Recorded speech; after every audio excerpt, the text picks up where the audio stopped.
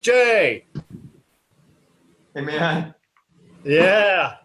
So we're gonna kick off with that beautiful Consulate VAR workshop you did. Gorgeousness. And, just Okay.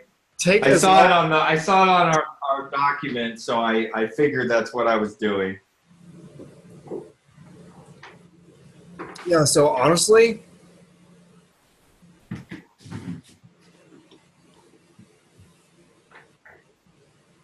you know, Yes. Yeah, John. Yeah, I'm here. take the entire first half of the class, man. Like, just go for it, and I'll just shut up and follow along.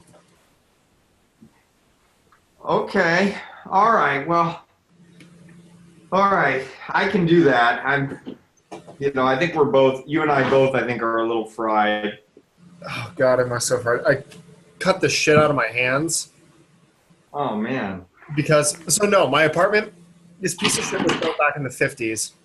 Nothing's been updated since, so it has this bulb light fixture over the countertop.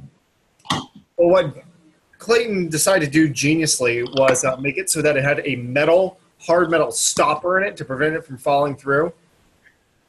Like, I'd like to personally shoot the fucking genius that came up with this thing, because it's just like, do you think of this thing called gravity when you design this? It's fundamental physics concept, and it works. But anyways, of course, I'm trying to fit the bulb in there, and it crashes. And so I had to clean up all the glass shards, and now my hand is cut to crap. Oh man.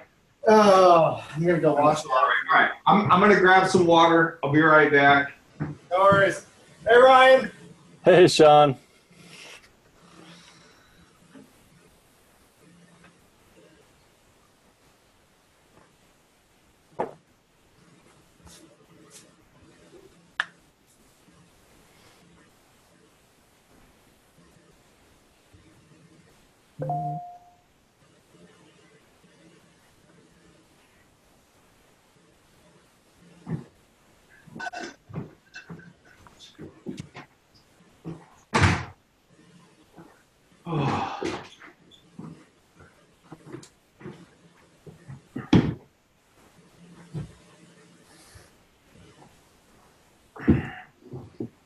Hey there, Jay.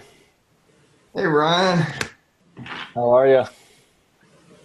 I'm pretty good. I mean, I'm moving too, and my move is done basically. But now I'm just sort of tired, Yeah. and I'm living in a new place that I don't really know the layout. I have a roommate, Gotcha. so I don't know where anything is, and I just cooked in the kitchen for the first time, and it was fine, but I really can't do what I want to do yet. So I'm Right. just moving along. Yeah. That's too bad. Yeah, it'll all shake out. Yeah. Yeah, for sure. How long ago did you move to Bellingham? 1 year, or now about a year and a month. Okay. Right on. You ski Baker? I've been up there. I snowboard, but I didn't board. I didn't board this last winter. I don't really know why. I don't know. Mostly, I just stayed down around town. I actually haven't adventured a lot in around the area. I used to be all about that. I used to be like big backpacker and whatever. But Yeah. lately, we've got Galbraith Mountain, and I just take my mountain bike up there and go mountain biking, and it's freaking Nice. epic. So, Oh, yeah. Mountain biking is fun. it is, and I don't know if you know about Galbraith, but we have a park here. I mean, it's got like 50 miles of trails made specifically for mountain bikers Oh, nice. with like berm corners and jumps and Sweet. you name it, all kinds of puzzles. I mean, it's ridiculous. That sounds fun. So, yeah, it's fun. It's fun. So, how's the connection? Because I'm getting a little bit of hiccup. Mine's good. I can hear you okay. Okay. All right. Yeah. Can you hear me okay? Yeah. People are just breaking up a little bit. I'm gonna try a different Wi-Fi network, and we'll see if that makes any difference. Yeah. Oh, switching over. Yeah. You should figure out mine was the crappy Linux drivers. Hey Jay, you're back. Oh, I'm back. Yeah, Zoom's pretty good. It can withstand changing the Wi-Fi network. No Pierre tonight again, or? We didn't get an email from him. Yeah. Oh, that's right. Well, how long you guys want to wait? I mean, I'm happy to wait another 5 minutes. Mm-hmm. We'll Yeah. another 5 minutes, and then we're just Right. get going. Pierre has to do a hell of a drive from work, and they're making him work like a dog lately. So Yeah. It's probably beat down. That's probably why he's sick. yeah, I got that way a little bit. Yeah. Regard this week is moving just wrecks your health. Mm-hmm. It does.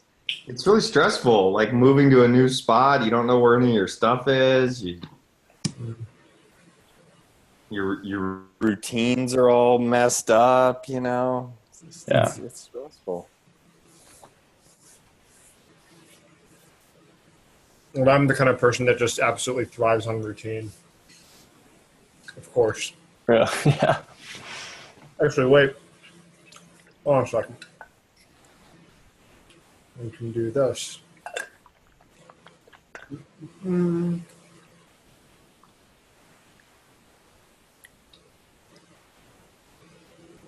All right, so let's go ahead. What kind of headphones are those, Sean? These guys, Yeah. Bang & Olufsen H9s.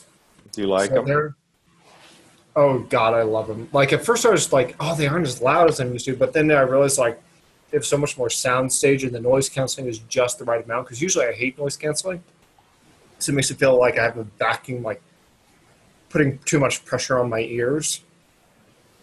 And it, the mic is shit, but who cares? The headphones are great.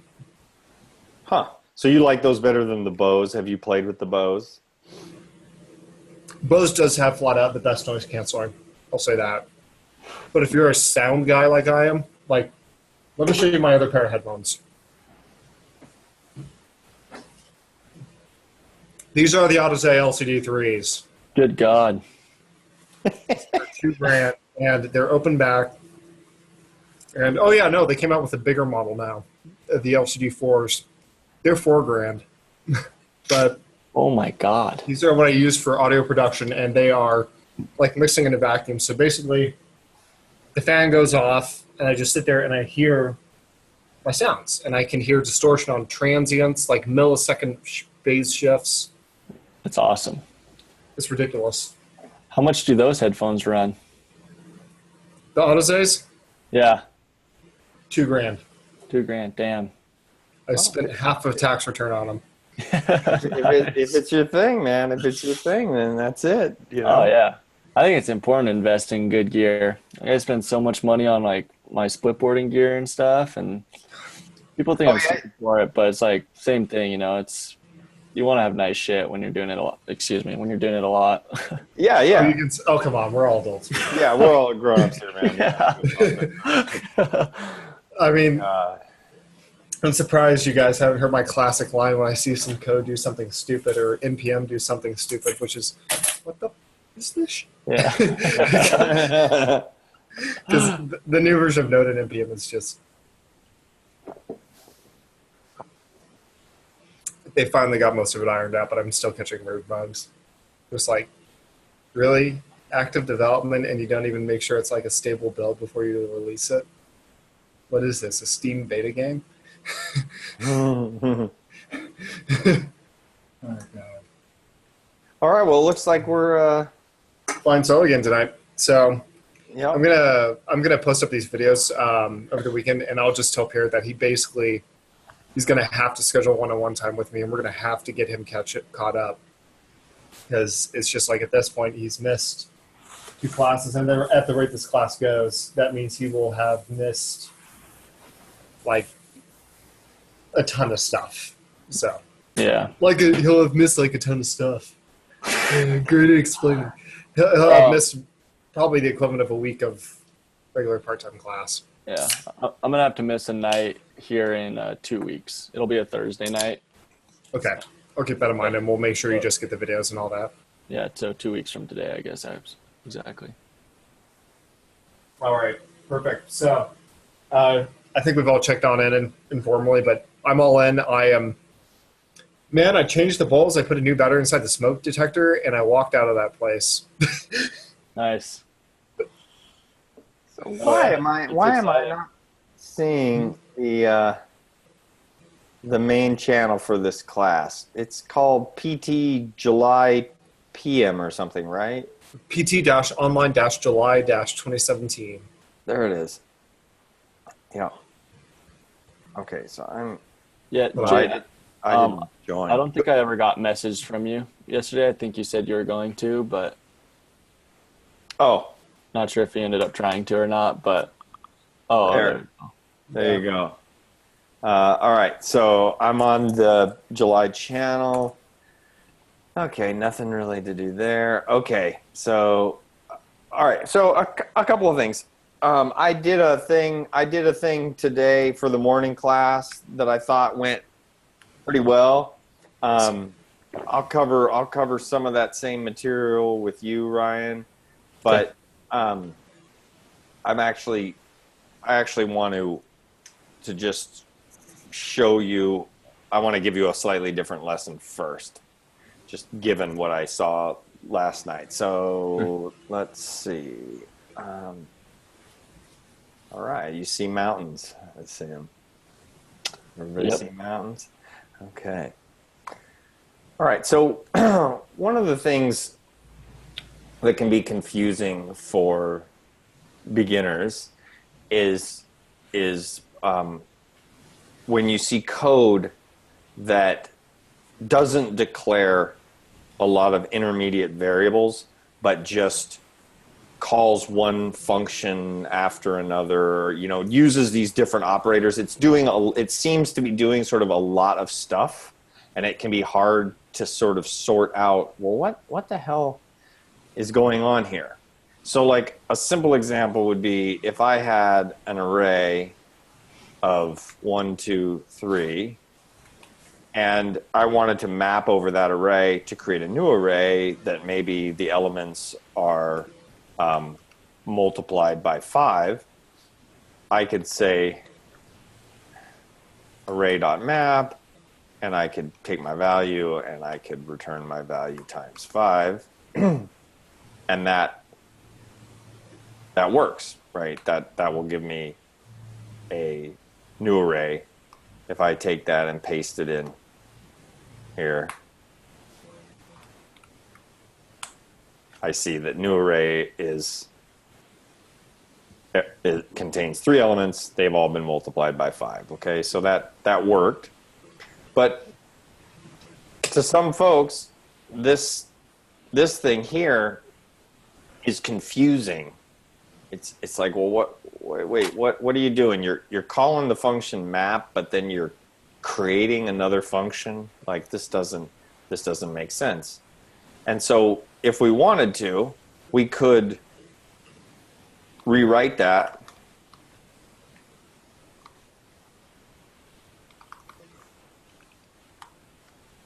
and I could assign it to a variable.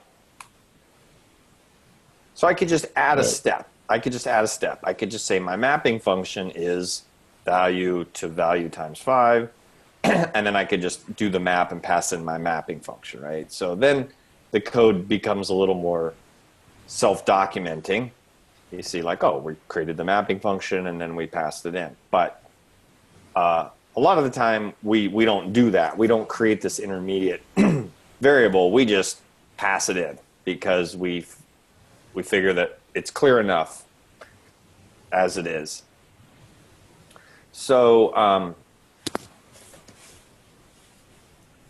there's just a ton of places in code where you're going to see these code constructs kind of like piled on each other. And we saw a little bit of that yesterday when we were looking at the router, and we'd see like express.router that created a new router. Then we'd see like router.route, and you pass in a path, and then you'd say .get, and you'd do some stuff, and then you'd say .post, and you'd do some more stuff.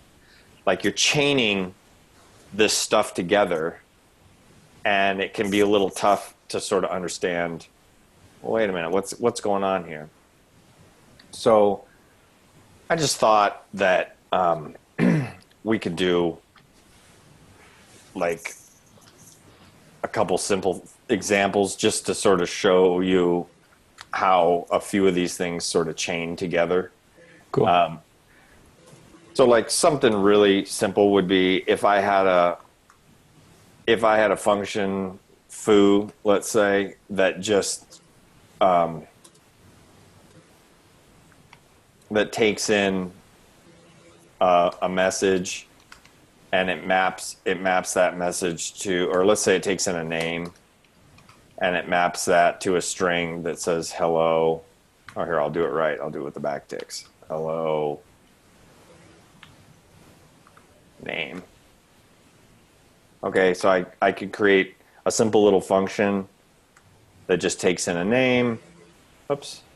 Takes in a name, and we assume the name is a string.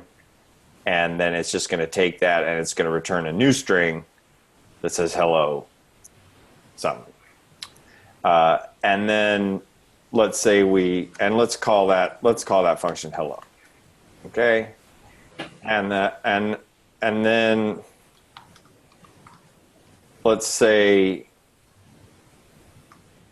we create another function that simply just takes in a string and says,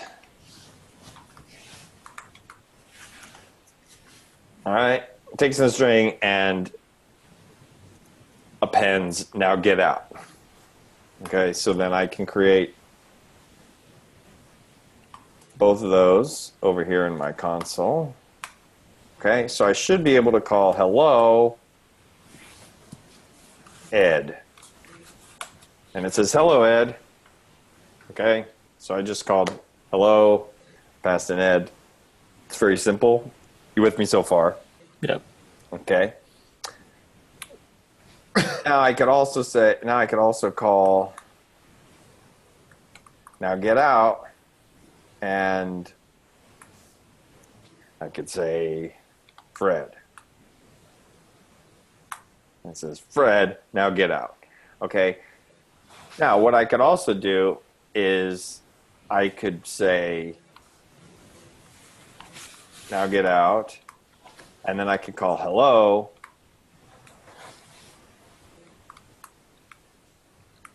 So you see, now what I've done is I've nested my call. So first I call. So what's important here is to understand the order that things are going to go. Okay, the JavaScript processor, it's going to try to resolve these argument lists. So first it's going to say, okay, I need to pass an argument to now get out. So I need to get that argument. What is the argument that's going into now get out? Well, we don't know yet because we're making a function call. So then it says, oh, okay, I got to call this function first. So then it calls hello, passes in Jim, gets the return value for that. And then it's like, oh, okay, now we're good to go. We take the return value from hello and we pass it into now get out, and then we execute that. So like, does it operate with like, orders of operations? Like, well, there is, yes, like, there is an order of operations. Exactly. There's an order of operations. Just like in the case of like arithmetic, the order of operations is left to right.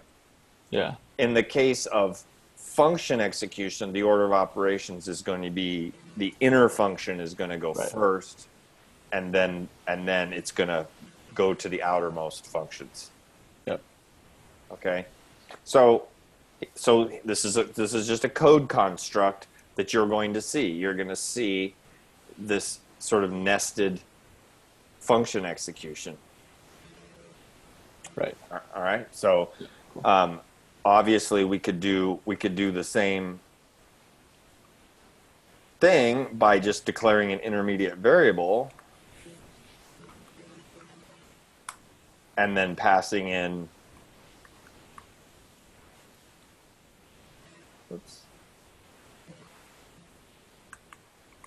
our intermediate variable. It accomplishes the same thing, but up here we just do it without declaring the intermediate variable. Yeah. Okay. All right. So that would be an example of a pattern. It's such an incredibly basic pattern that it would almost never be talked about as a pattern, but it really is just a pattern in code. Code is just full of patterns, and you're just going to learn to recognize these patterns. You're going to see the same patterns over and over and over, and then you're going to see new patterns. And sometimes you're going to be surprised by the new patterns. You're going to be like, well, what's going on here? What is this person doing here? And then you'll sort of dissect it and figure it out, and then you'll come to understand that pattern. Yep. So as you go on in your coding life, you'll basically be assimilating patterns. Sure. So then I could have a function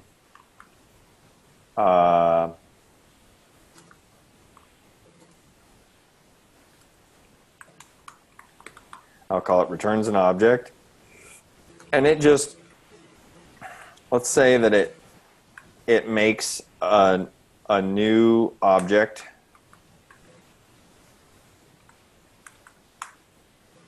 and it has foo and bar props. Okay, so if I call returns an object,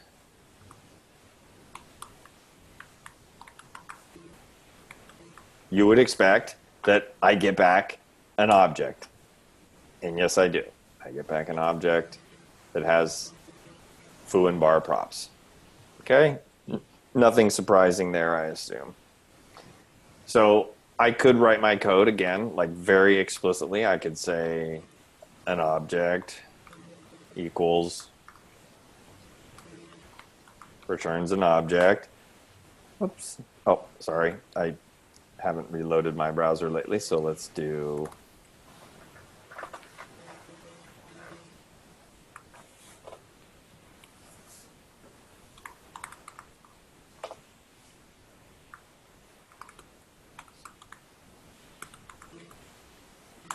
okay, so now I have a variable, an object 2, and then I can console log it essentially and see like, oh yeah, that does contain my object that I'm returning, and I could reference a property off it. I could say an object2.foo, and I get back the string foo. Does that make sense? Yep. Okay. So what you might see though is you might see something like returns an object dot foo. And all this is doing is it's just executing the function. The function returns an object, and then I'm just referencing the property. So again, I'm skipping the intermediate variable and just going straight off the return value. Nothing really all that surprising. But again, it looks a little funny. It's like there's a function execution, and then we're suddenly switching to the dot notation to reference object properties. But it makes sense because we're returning an object from our function. So again, just a pattern. You can call a function, the function returns an object, and you go ahead and just reference it. I could create a function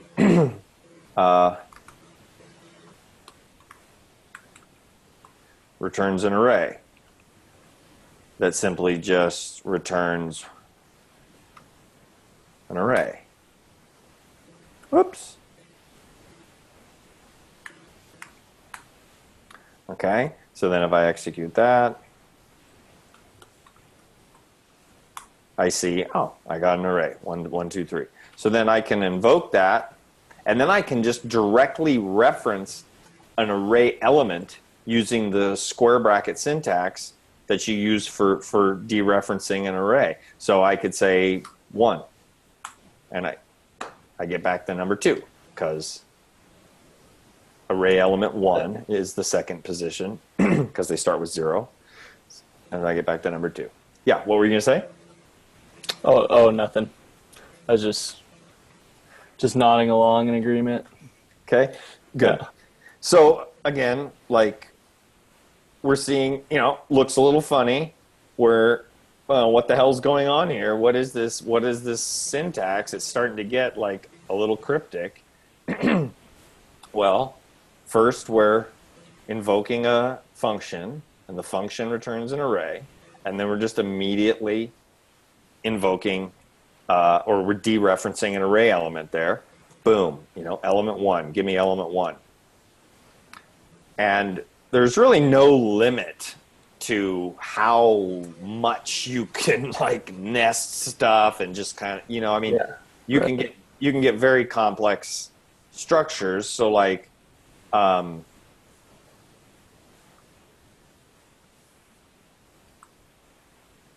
if I were to create whoops, it won't let me do that in one line. So I could, I can create an array of arrays, and I could say that, the first element is going to be an array that contains A, B, and C, and the second element is an array that's going to contain 10, 20, and 30. So here on this line, I've created, whoops. Now, what did I do wrong? Do you see it? Oh, I see it. These are not variables. They need to be strings.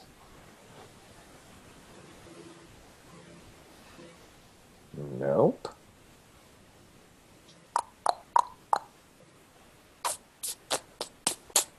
Why is that complaining?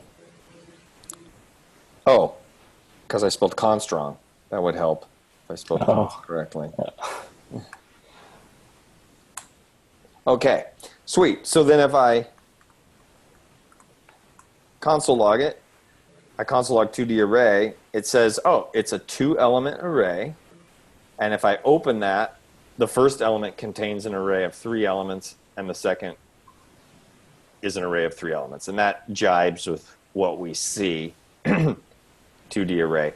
And so I can dereference that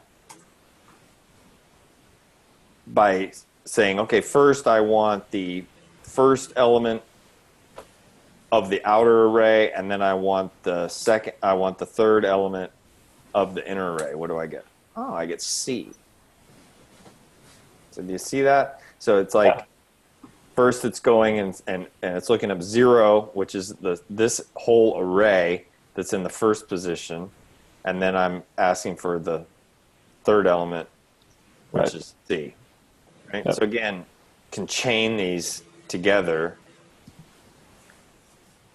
So I'm just trying to give you looks so that you just kind of see these constructs, and you're like, oh, okay. So then when you see them at some other place, they're not like Greek. Right. Yeah. This all makes sense. But yeah, it's it was awesome. All right. So then I guess the last example that I would give kind of just steps up the complexity a little bit. So JavaScript now has this great class syntax. So I can say class, and then I can declare my class. I don't even have to give my class any properties or any methods. I can just say class, my class, and give empty brackets, and now I have a class, and now I can new that class. So if I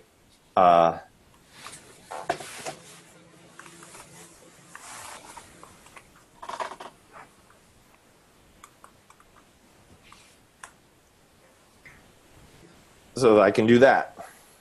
So I can define a class, and then I can create a new instance of the class using the new operator. And now I have this variable called an instance of my class, and we can look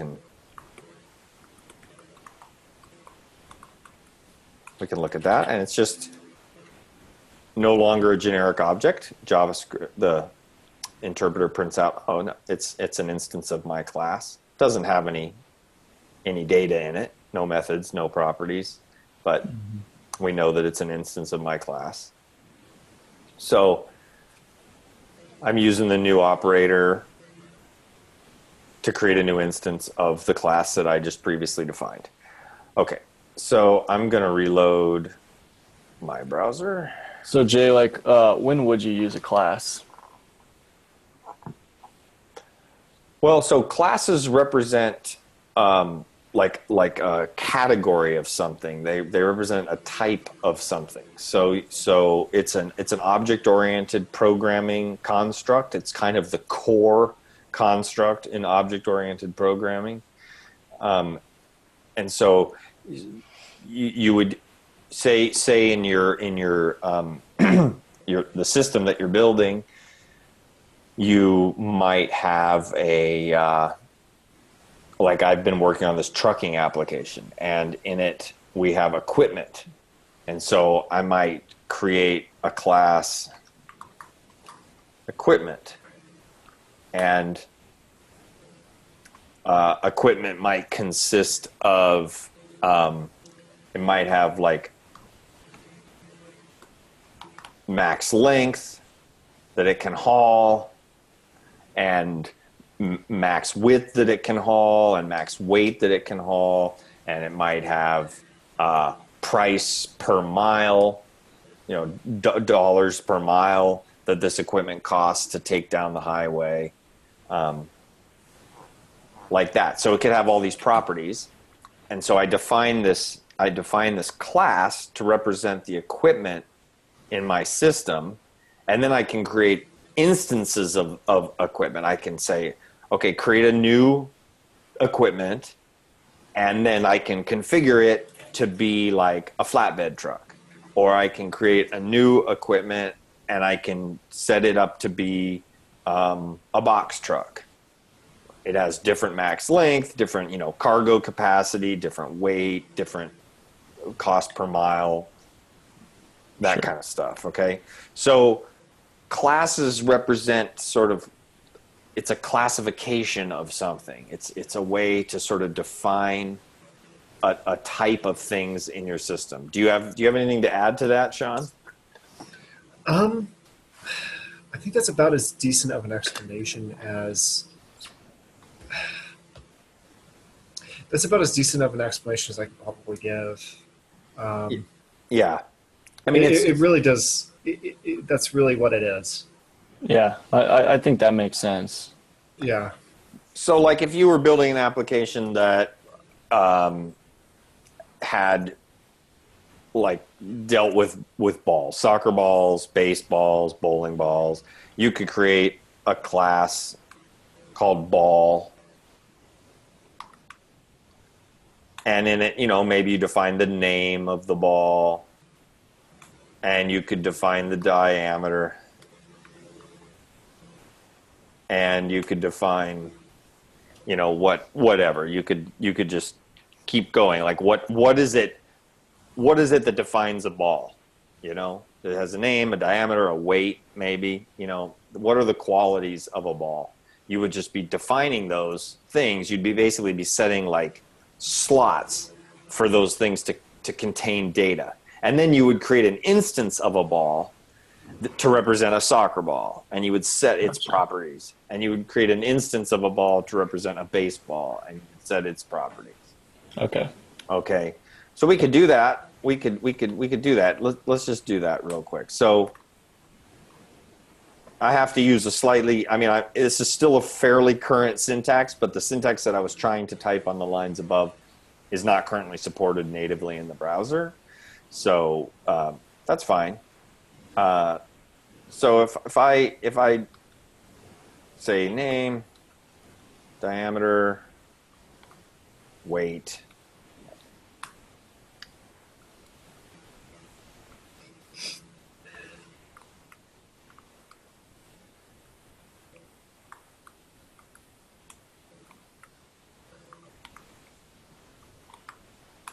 Yeah.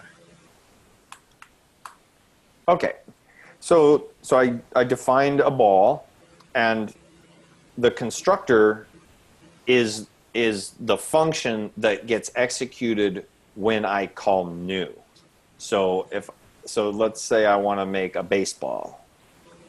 Okay, I would say new ball, and then I pass in values, and those values are going to go into the constructor. So I could say baseball. What is it? 4 inches or something. I don't know. Sure. Yeah. How much does it weigh? 1 pound or something. And it's like, okay, I created a new baseball. So my variable baseball now contains an instance of ball. So if I console log that, I see that it's a ball. It tells me that it's a type ball, and it's got these properties: diameter 4 inches, name, baseball, weight 1 pound. Yep. And then I could create a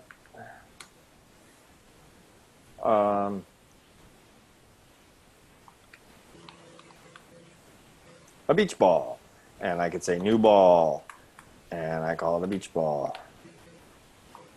I could make it 2 words even. And its diameter is going to be, 3 feet, and its weight is going to be half a pound. Okay, and then I can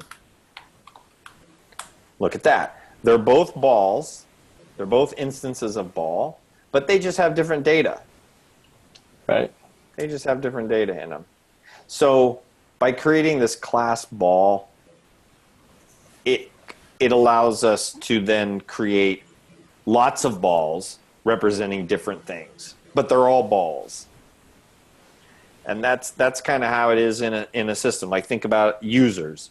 You might create a user class, and users have first names and last names and passwords and favorite colors and whatever. And then you create a specific instance of a user, and that gets populated with, John Doe, and he chose password because he's an idiot, and like that. Right. So we created a class ball. That's cool. Now let's create a class.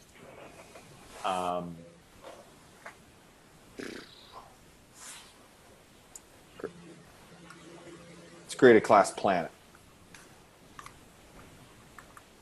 Okay, and a planet is also going to have a name, and it's also going to have a diameter. We'll just stop with that. That's fine. So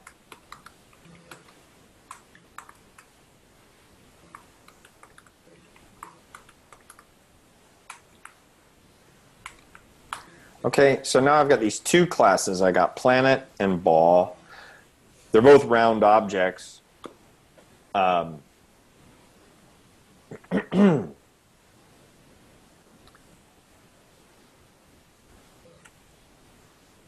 So I could create a function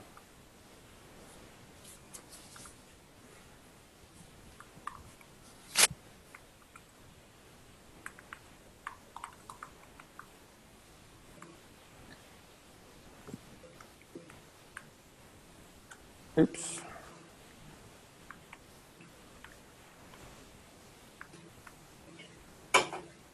Whoop.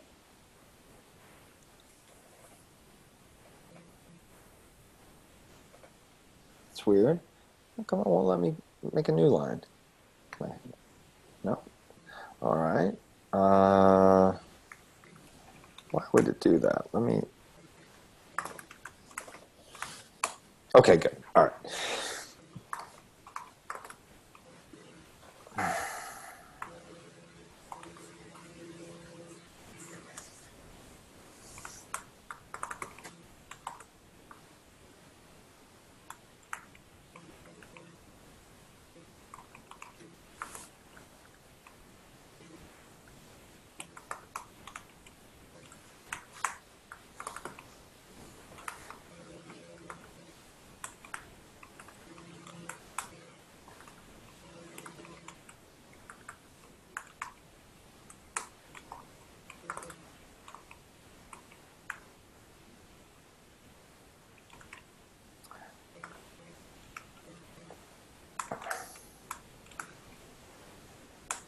Okay, so I just defined a little function, get round object class. Okay, so I've got this function, and I can say,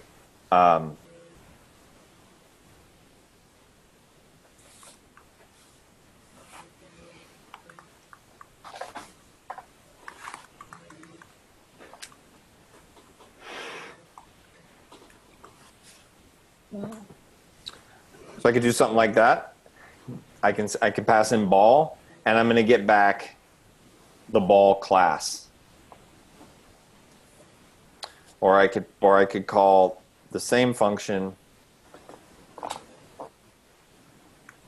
pass in planet. Oops, it's already been declared. Okay. Let's use let. Let's use let for this.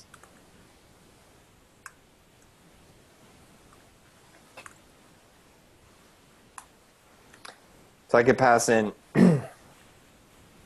So what I'm trying to illustrate is simply that you might encounter, this is actually not unusual, you might encounter a function that returns a class.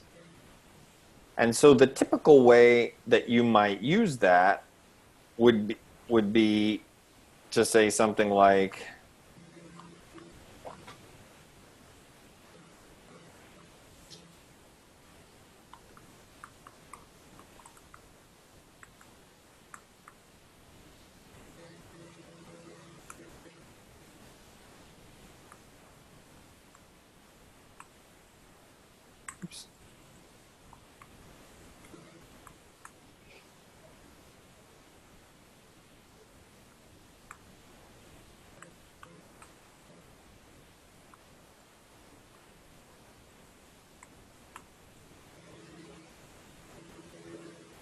uh-oh, get round object class is not a constructor.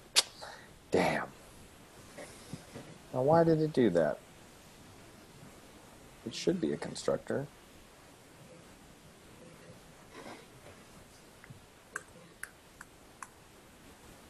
Class planet.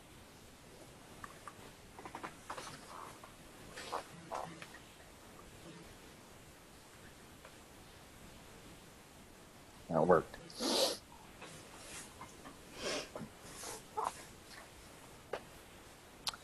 Well, sadly, I don't know if I have the bandwidth right here in real time to debug this. I think that's one of my You have time.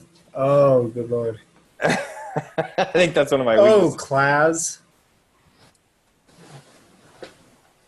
What happened there?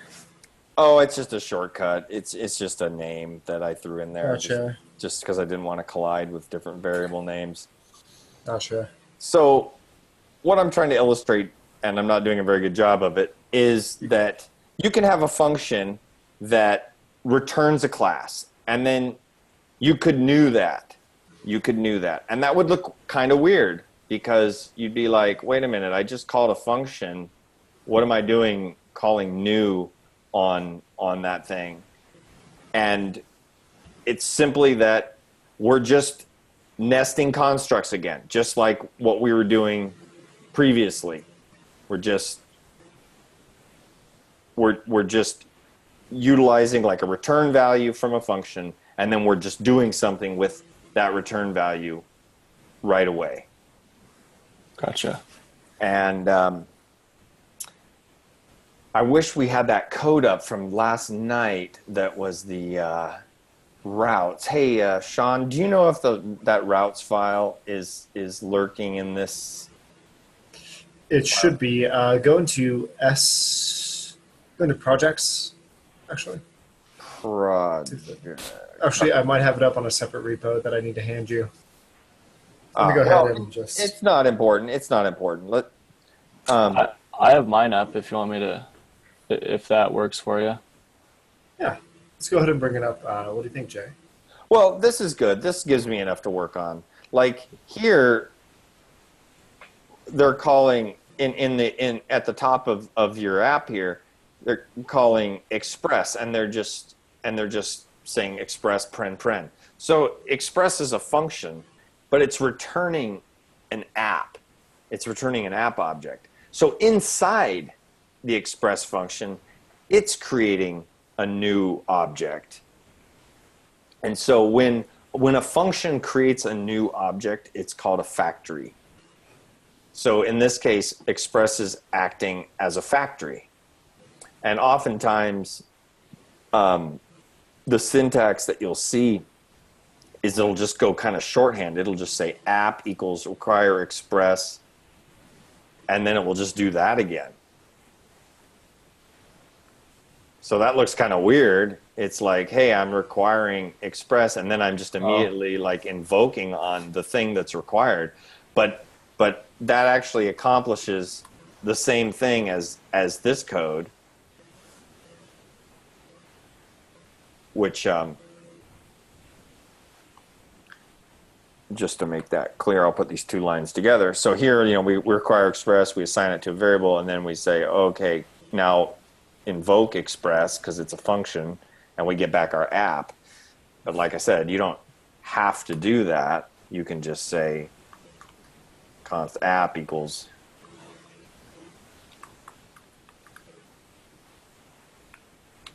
like that. It's just shorthand, right? So the whole point of this lesson isn't for me to fix my code right now. I don't really care because I'd rather go on to better things. The whole point of this lesson is just to get you to see that you're going to see these JavaScript constructs chained together in sometimes sort of odd ways. Sure. It's like, wow, this looks weird. I mean, I'll admit that is just kind of a weird syntax, but I have totally seen that in code bases. And so to deconstruct it, all you need to do is just start to break it apart. You just say, okay, what's the first piece? Okay, require Express. Okay, so that's going to the Express library, and it's getting me whatever is exported there as the default, getting me whatever the export is from the Express library. And then I'm assuming that it's a function, and I'm just going to invoke it. Okay, so. All right. Yeah, that makes sense. Yeah, so that's all I wanted to do was just sort of expose you to just the way these constructs get pieced together. Because when you look at this kind of code, not so much in this file. This file doesn't have as much of it going on. It can get a little overwhelming to see these things chained one after the other in sort of weird ways. But if you understand the precedence, if you understand the order of execution, then you can deconstruct it. Yeah. Make sense of it. Okay. So so that's all I wanted to say about that. Now, I think I should probably go on and talk about varlet and const. Yes, please. Because I didn't do that last night with you, Ryan. Is that correct? I think you did. Yeah. I think, yeah, right at the end there when we had like 10 minutes left. Oh. Well, then, do you want to tell me what you recall from that? Yeah. So if I remember right, var is pretty it's just kind of like useless now, and it's either let or const. Yay! If you take anything away from what I taught, that's the thing to take away. Don't use var. Sean's cracking up. Yeah. Let it And burn.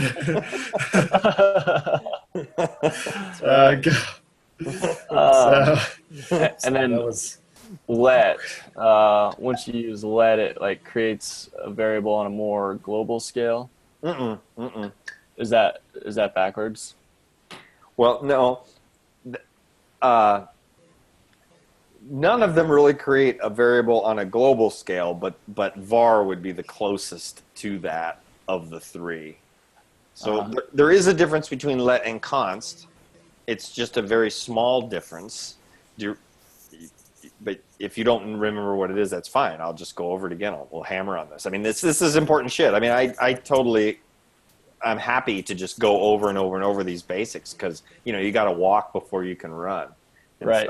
So I think what it was const, if you call it, or like if you create a variable using const within a function, then you can only use that variable within that function. That is true for both let and const. Oh, it's true for both. Okay. It's true for both let and const. So the difference between let and const and var, so both the difference between the pair let and const and var has to do with scope. They abide by different scoping rules. The difference between let and const is that when you define a variable with const, you are not allowed to reassign it, but with let you can. So I'll just give you examples of all of that stuff right now one more time. This is great. Correct. So in JavaScript,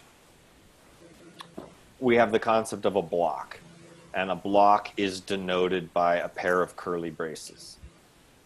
Now, there's another syntax in JavaScript that also uses the curly braces, and that's the object literal. So I can define an object literal like this, okay? And that creates an object with the properties foo and bar, and it uses the curly braces. That syntax for declaring an object uses the curly braces. Oftentimes we just create an empty object by just doing a pair of empty braces. Okay. So the object literal syntax uses the curly braces, but this is not creating a block. Blocks exist within functions, and they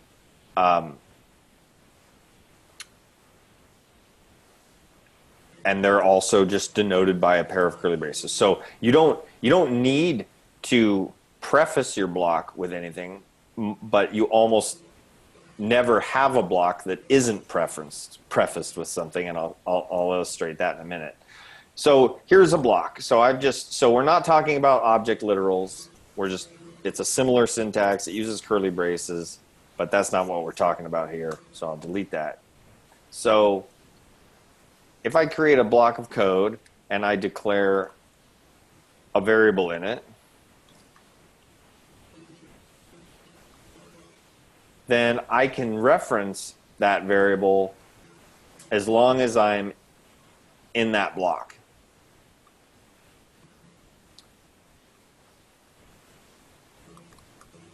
And that's with either const or let. Or let, correct. So I declare a variable, and then I console log the value of that variable, and that's legal. That works, okay? But then once I exit the block, if I try to log the variable again, it's not going to work. And you can see that my editor is smart. My editor understands JavaScript. It knows how to parse JavaScript in real time. And so you can see that the way it's highlighting the syntax is different. Up here, I've declared the variable, and when I click it, it highlights this usage of the variable. So it's saying, oh, okay, yeah, I see what you're doing there. That's legal. But this one doesn't light up, and when I mouse over it, it says unresolved variable or type a const, because it just doesn't have any idea what that variable is because we've come out of the block. Okay? So this block defines a scope. It defines a set of names that we can reference. And when we leave that block, we lose sight of the scope. It's as if none of that stuff exists anymore to our code down here. All those names are gone. Now, you can nest blocks. So I could define another block, and I could create a let. Let's just create a let.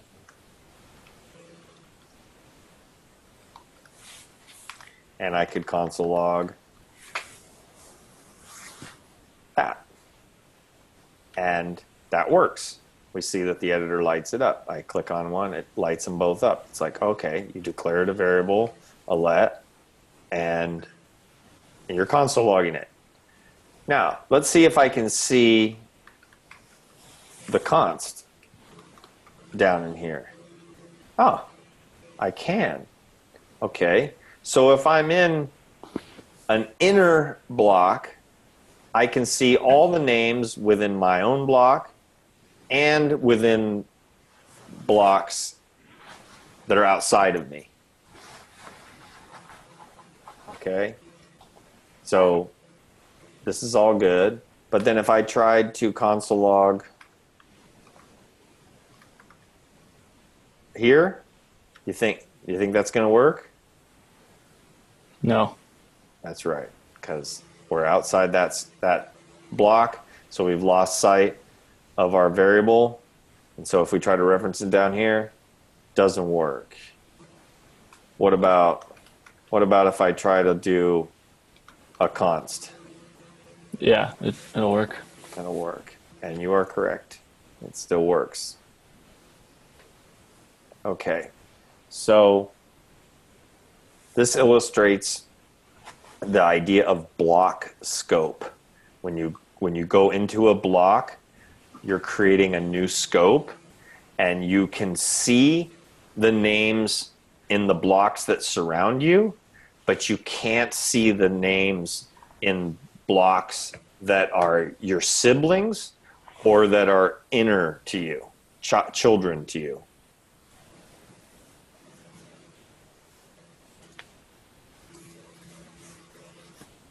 So just like I could create another block here.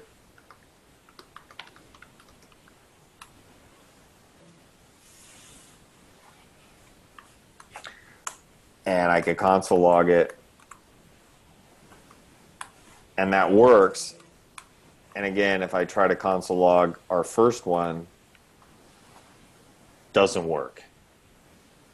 Because we created a let in this block, then we exited it, that variable's gone, we go into another block, even though this new block is also like a child of this outer block, we cannot see the name in here. Okay, we're in a totally new scope.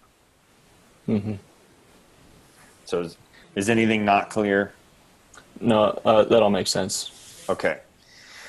Yeah.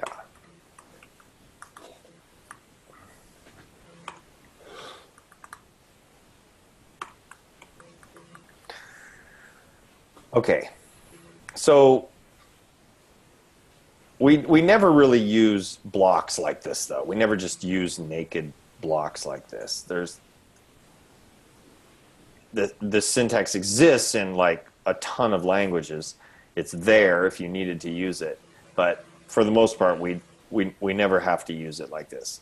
But the way we do use it is we preface the block with some kind of code construct. So we might preface it with an if, if 1 is equal to 1, then go into the block, right? So if 1 is equal to 1, which is true, then you're going to drop into this block. And so when you've been creating an if statement with curly braces, you've been creating a block. That's just what's happening. If you were to declare like a for loop,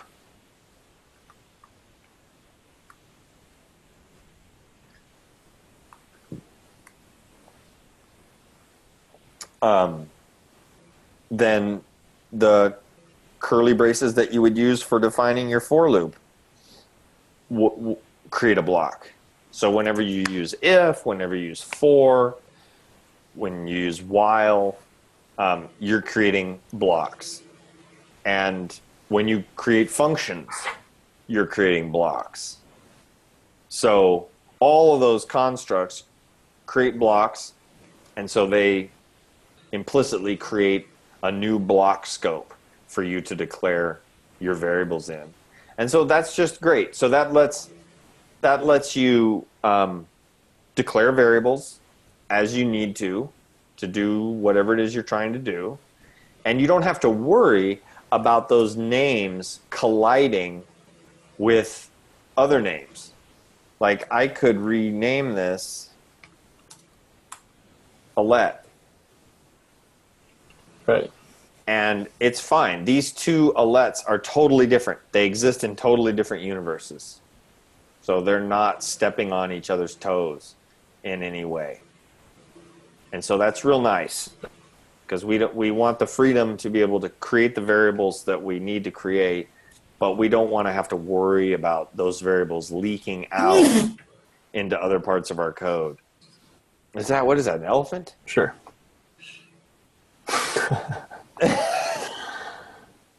No, that's my nose, Jerry.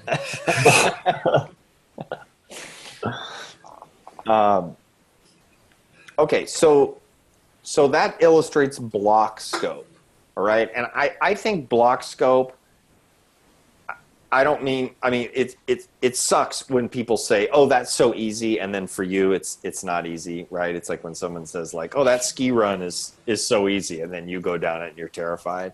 All right. You know, you kind of go, what a fucking douchebag, but my French, but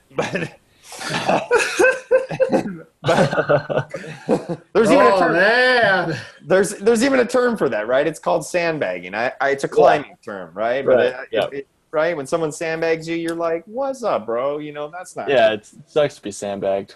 It does. It does. So I'm not trying to sandbag you when I say that block scope. It's comprehensible. You know, it sort of works the way our brains work. It makes sense, right? Like once you start to get it, you're like, oh, I see, right? It gives me a little playpen to do stuff. And then once I leave that, it's gone. Those names are just out of scope, and I don't have to worry about that stuff anymore. It's not going to come back and bite me somehow. Like if I declared a variable up here and then I declared and then I tried to use that variable, if I didn't have scope, it would let me use that variable. Like if I just didn't declare it and there was no such thing as block scope, then I'm like, this would all work, and that might not be what you want to happen. Maybe you made a mistake in your code, and this should actually blow up. You should get some kind of error that says like, hey, this is an unresolved variable. So the fact that we have block scope, it's really nice, and I just think it just works the way our brains sort of work. Yeah. Okay. And so that brings me to the problem with var. All right. var obeys a totally different set of scoping rules. var does not obey block scope. var obeys something that's been referred to as function scope, but it's totally bizarre. It doesn't make any sense. It doesn't dovetail with the way our brains work. And so that's why they introduced let and const, because var just had so many problems that that they decided, you know what, we need to broaden the language. We need to introduce these 2 new keywords so that we can fix the problems with var. So I could spend a freaking half hour talking about var and how var works, and it's a total waste of time. I mean, you know, at some point, like, you can do it on your own. Like, once you gain more and more proficiency and you're familiar with more and more jargon, then go ahead and like read about var and you know, come to understand it. But for the time being, like, it would just be a whole lot of information that isn't going to be very useful to you. Right. Gotcha. So we can just leave it with var is broken. We don't need to use it. So then we've got let and const. Yay, we've got let and const. So then let's just talk about what's the difference between let and const, because they gave us both, and there's a good reason that they gave us both. So we're all used to seeing the equal sign because we all went through a lot of math as kids and young adults. So we all went through a lot of math. We all know what the equal sign is. But in programming, this is called the assignment operator. So it's not the equal sign in that traditional arithmetic sense. It's the assignment operator. We have other operators in JavaScript to do comparisons, to test for equality, like the double equals and the triple equals. Okay, so we have these operators which test for equality,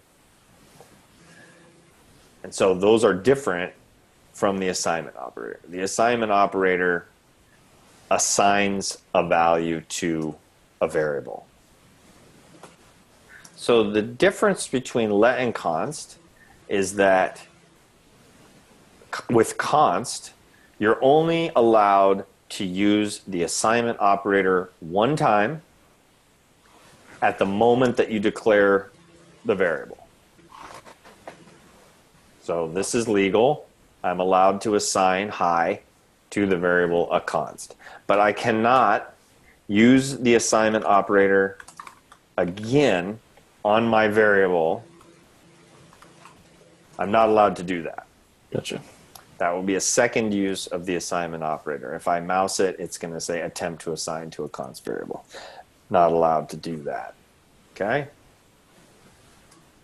So that's an error. All right. Whereas with let, I'm just going to carve out some of this stuff.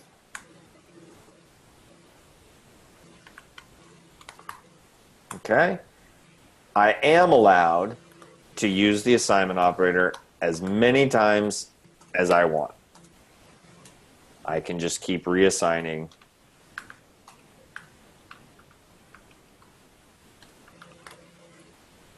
Doesn't matter. Can just go on and on and on. So let declares the variable. Both let and const declare variables. But let allows me to use the assignment operator multiple times. Const only allows me to use the assignment operator one time. Gotcha. Now, if we look at some code, and not to diss on Doug Walter, I'm pretty sure he wrote this, because I've been having ongoing conversations with him about let and const, and he's in the process of changing his coding style.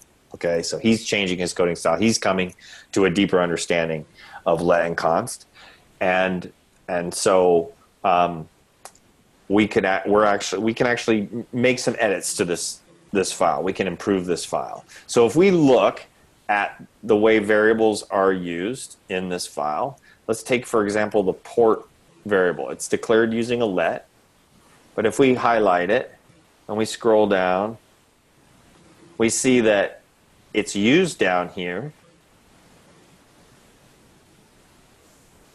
It's passed into the listen method, and it's also console logged. But is it ever reassigned? No. No, that's right. So does that mean that we should be able to change let to const and be okay? Yeah. That's right. Okay, so port, the variable is assigned one time, and then it's used a couple times. It's used here and it's used here. That's cool, but we never reassign it. Okay, that is the typical case.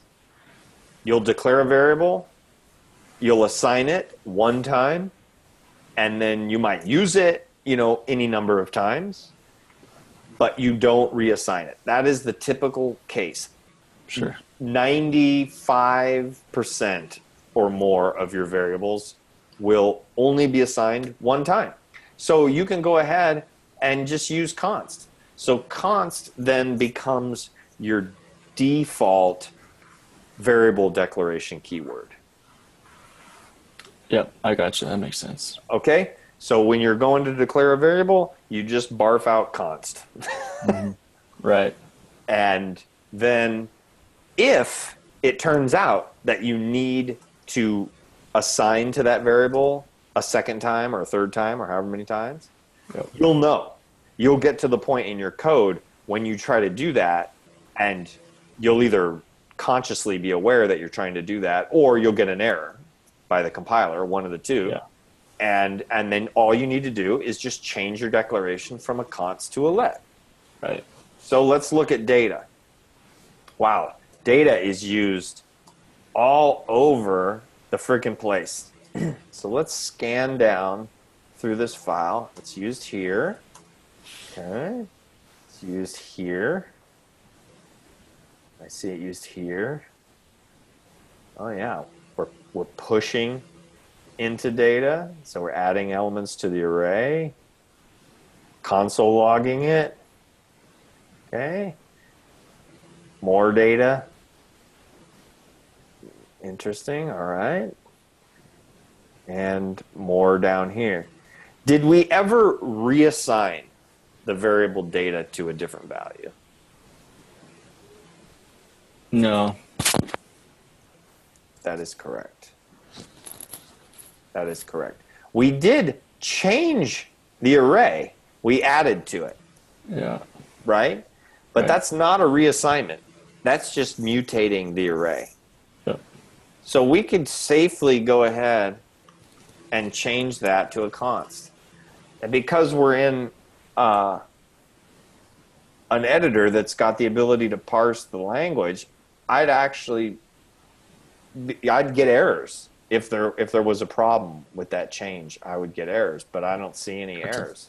So I think we're golden there. All right, so this is a great example of that. The vast majority of the time, even though data was used, a dozen times in this file, it was referenced a dozen times, was never reassigned. Right. So we can safely declare it as a const. That way, we're protected, because if we accidentally reassign it, we get an error. We realize that we've done something wrong in our code. Plus, it makes the code more self-documenting, because someone who comes along and reads this says, oh, okay, I see. He assigns an array to this data variable, and it's never going to change. I can always rest assured that data is always going to be referring to this array. Yep. Gotcha. Okay. So we could do the same thing here. We've got search name. Do you think it's safe to change search name from a let to a const? Looks like it. Yep. Great. All right. So that's enough of that. So the two main takeaways from this are var is bad. Yep. And your default variable declarator is const. Cool. And then you've got let in your back pocket if you need it. That makes a lot more sense now. Great. Yeah. All right. Well, I just took up an hour and 15 minutes.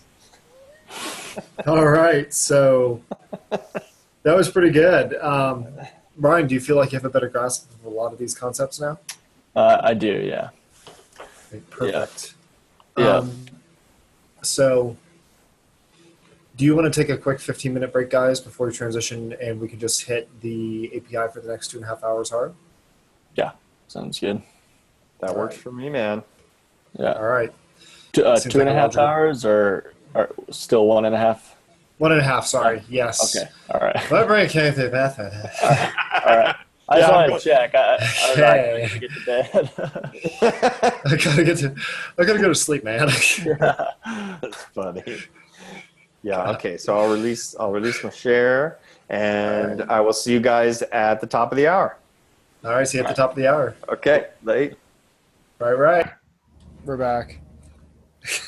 I swear to God, this again. All right, so that's okay. So, like I said, all we got to do here is npm install really 2 packages. The first is, and of course, that's going to completely hang. So let's npm install, of course, save dev chai, and then save dev chai http. So what that is it's like a extension of the chai library. It's going to let us make requests to our Are you sharing? You need to show your screen. Oh, I need share. All right, there we go. So let me go ahead and just start that screen share, and then I will go ahead and actually turn my video off. So let's see, where is my, there we go. Perfect. Oh, can you see my screen share? Did it stop? You're there. I yep. see you. I mean, I This see is- you've got a command prompt. You've got package JSON. Yeah, you're mousing around. Yeah, I see you. Okay, perfect. Good. So we're conserving bandwidth now. All right. So there we go. So it's the same command we called earlier, Sean. We're just now adding -http. Right. Think of that as an extension to the chai library that lets us make requests to our API. Test the endpoints. Gotcha. So- Alrighty. All right. I think that's cool. We're about to hit the deep end, man. Right on. All right. So the first thing we got to really do here is we got to set up some more config stuff, which I know initially seems boring, but you start realizing what this lets you do within an application, and it's pretty cool. So go ahead and create for me a new folder. And you want this to be within your root directory. So if you're going to do it from Atom, right-click on the Superheroes API folder. Okay. Otherwise, just hit make dir. And we're going to create config, just like that.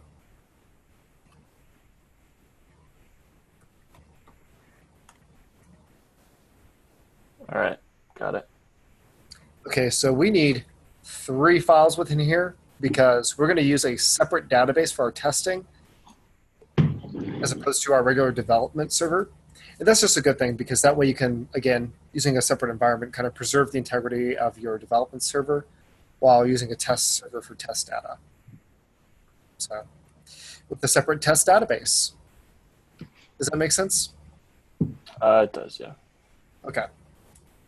Because that's what this is all about. A separate environment is designed to make it so you don't have conflicting packages. You don't mess with your database, your development database. You have a completely separate database with test data. Gotcha. Hey, Sean, are you on Windows? I am. Oh. Surprise. Yeah, this is my beautiful Sager laptop. It'll eat a MacBook alive any day. Oh, yeah. That's, Yeah. It's a powerful little PC, but I'm that neither being here nor there. It's the reason I got it is because it has a graphics card, so that way I can do some data analysis and GPU computation on the go. I have Steam installed. I played a game on it maybe 2 years ago, but that's neither here nor there. So you'll notice here, Ryan, I have these 3 files: default JSON, dev JSON, test JSON. Yep. So default is kind of a fallback because technically our other environment is dev. We could get away without this file, but it's a good idea to have it just in case. Programmers were kind of a paranoid bunch. We're strange like that. So go ahead and add this here. Okay. And this is just telling MongoDB to create a certain database for us.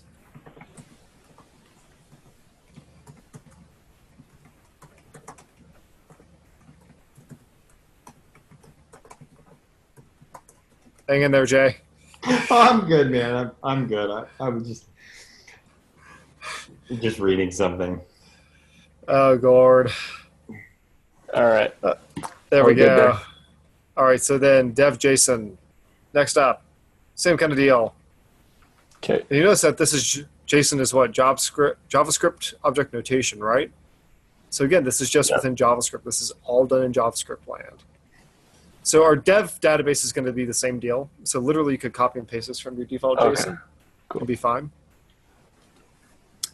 Hey, cutie.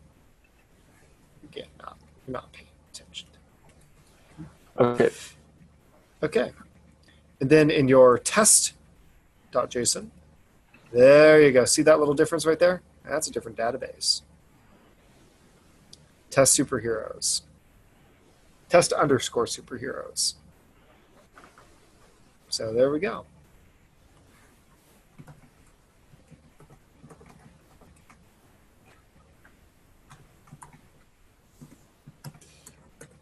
And so once we get that done, we're going to get to writing some tests and doing them one at a time, just breaking it down. And I'm out in the living room, so it's going to be a nice, easy, relaxed pace. No heat making me all cranky. So All right. there. All good there, Sean. All right, nice, right? So now what we want to do here is now we're going to create another new folder. And just to mix it up here, I'm going to bring up my command prompt. And let's just go ahead and just do make dir test.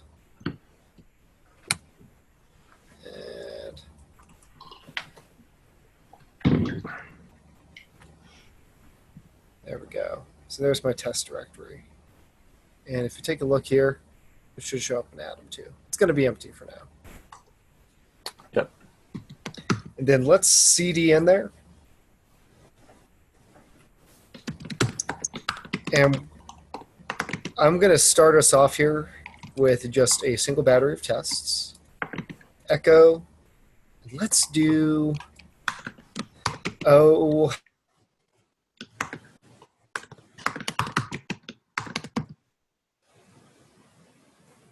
Are we making a new file called Echo?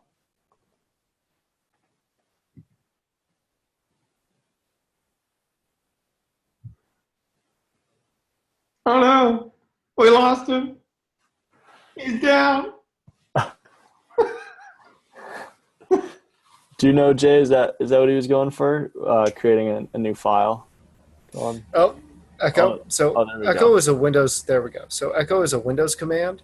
We're going to use Okay. touch. Right, So, gotcha. So this is the Windows equivalent. Gotcha.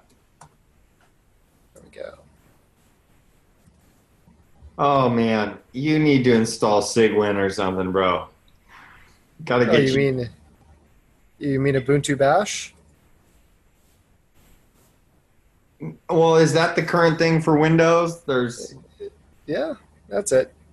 I just haven't got it all set up quite yet. So the Ubuntu Bash has a couple of weird glitches with it, Jay, that prevent me from doing things like running Windows. So if I type Atom dot and Ubuntu Bash, it won't do anything because it doesn't have access to the actual system. It's a subsystem. So that kind of kills its usefulness in a lot of regards. But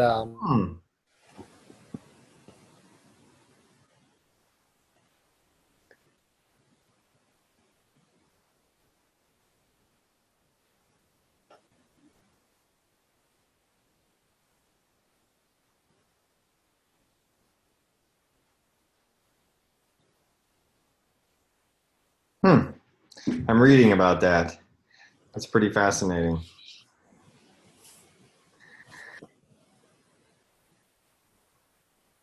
Well, he keeps coming and going, which is unfortunate.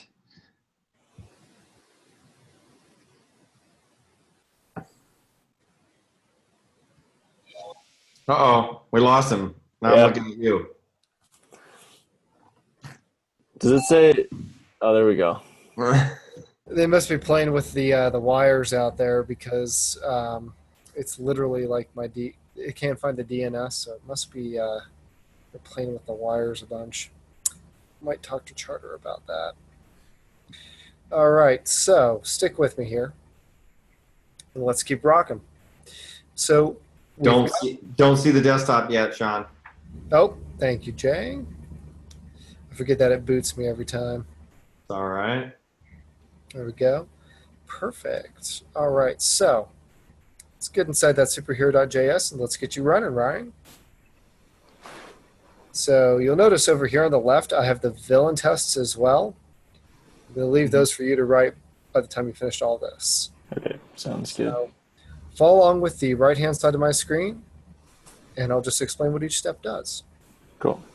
So the first line we're doing here is we're saying it's basically assigning the node environment to test. So when we run this file, when we run this, it'll set the node environment to test. Process.env. Oh, hold on a second there. I forgot that. Process.env.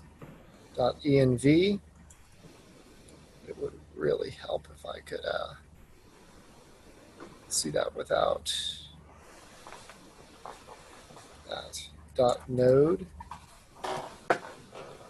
Sorry, .node. So .node env equals quotes test. And that's just saying right from the get-go, bam, we're in testing modes. So that'll kick it into testing mode right there. Even if we tell it with the npm test command, that happens. Then what we're going to do here is we're going to require in Mongoose, because if we're going to test our endpoints, we need access to our model. Does that make sense? Yeah, it does. So we need to require in Mongoose first. Then let's require in our superhero.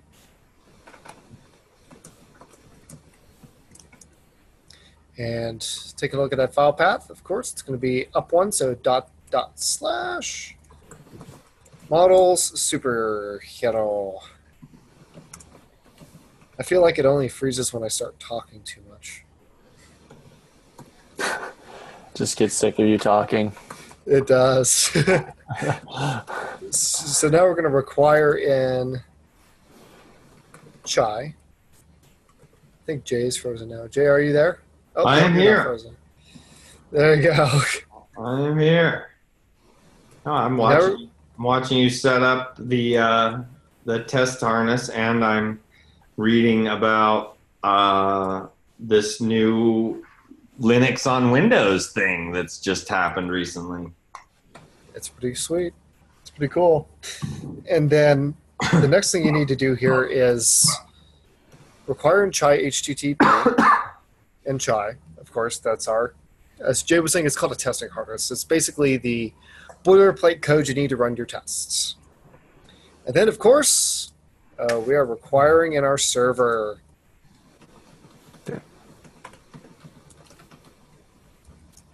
Ooh, good Lord, I cannot type require today.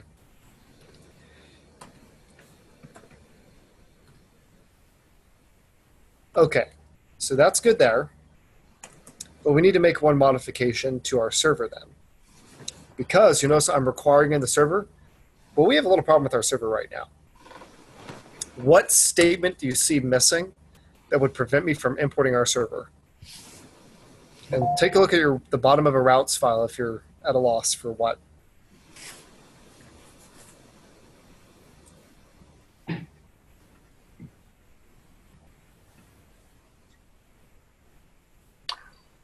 We gotta export it. Bingo. If you're going to require something, you got to export it. And that's why it's a good idea to always store your app.listen here, your server call, in a variable. So I can just do this. Module.exports equals server. And to me, that reads exactly like what it is. I'm making sure that I can grab my server somewhere else in the program. So, all right. I'm going to clear up some files here real quick, just because we don't need all these open right now.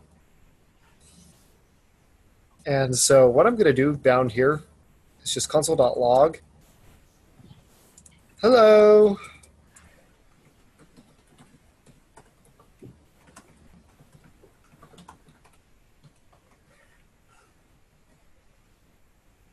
Let's give it a test. So inside your command, go back up a directory here because we're probably still in the test directory. Okay. And then you know what time it is? npm tests. Oh, npm No. test. Aha! So start as an Gotcha. environment. It activates your dev environment. So Okay. you're going to run npm test. Nodeinf is not recognized as an internal or external command. Oh, that's not good. That's a Windows failure. Let me take a look here. I think I know what it is. What is it? Where is that line? Show me There it that is. line. There you go. There it is. I just think you can lose the ampersands, Sean. Okay. So it's just nodem test mocha timeout. I just think you can just run it like that. Try that. I could be wrong, but I think that's right because I've used that syntax before, and I think that's what it was. Nope. It's nodeinf is not recognized as an internal or external command. So yeah, I guess maybe that's like a bash command line then. You need to do something that would be the equivalent for Windows, or you need to start up your bash environment on your machine.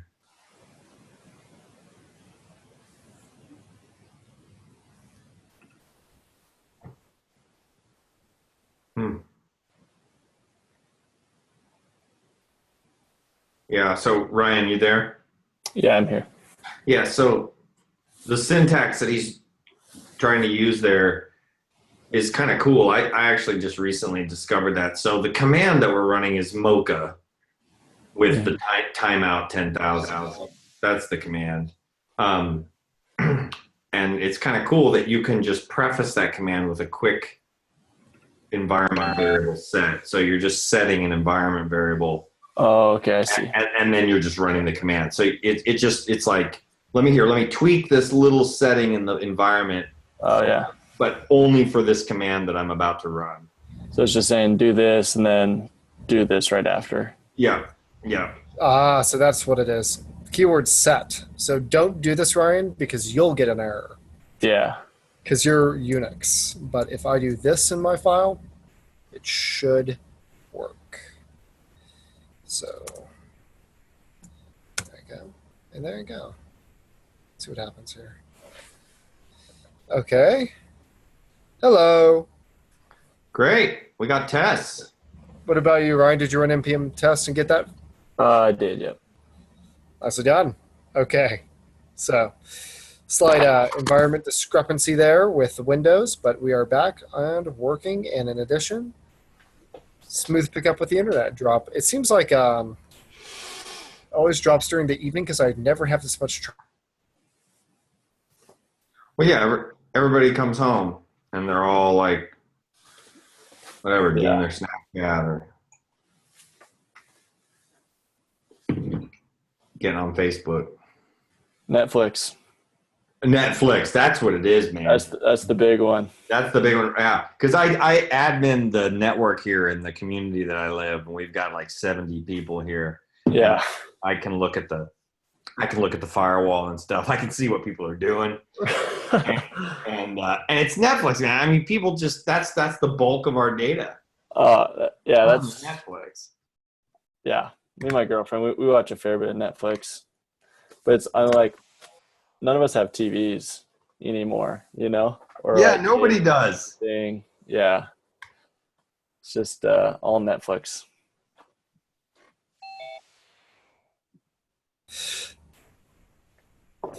This is mildly ridiculous. Every 5 minutes. All right. So we're just going to keep rolling with it. All right. So next thing we do here is we're going to tell Chai that it should use the Chai HTTP library. It's an extension, basically.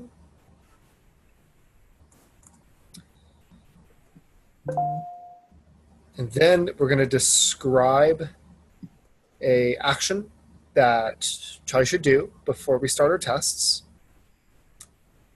So we're going to describe, or I should say, we're going to describe our tests. And we do that by invoking the describe method for Chai.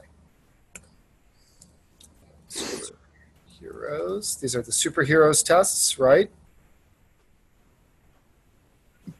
And then we pass a function. And I'm going to use ES6 syntax. So, all right. So this is what begins our tests, Ryan. Now, bit of housekeeping work here. Before we run our given battery of tests, every time we do that, we run a new test, we should probably empty the database or something of the sort, honestly, just to make sure we have clean testing data going into each test. And what I want you to do here is follow along with me and write this method here, this part of Chai, called before each. And what we're going to set it to do is if before each is a method that executes before each test that Chai executes, we're going to have it do the following. So you ready? Yep, ready. All right. I'm going to do superhero. This should look familiar.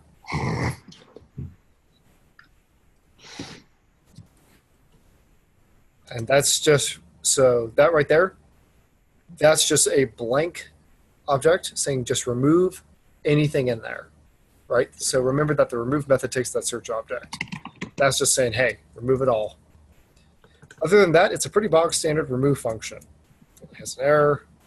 I mean, really, if you want to take a close look at how this is just like calling our remove endpoint, let's go take a peek back at our superheroes real quick. Right down there. The only real difference is that this is empty, so it will just delete whatever's in there. And it doesn't have a response. Right. It executes a done method, which is a asynchronous callback. There we go, asynchronous. That lets Chai know that that action has been completed. Okay, gotcha. So otherwise, Chai will just continue to be in here, and it won't get out of there. So, all right. So that was a bit of code, but let's go ahead, and I'm just going to put a little comment here because I like to note which route I'm testing.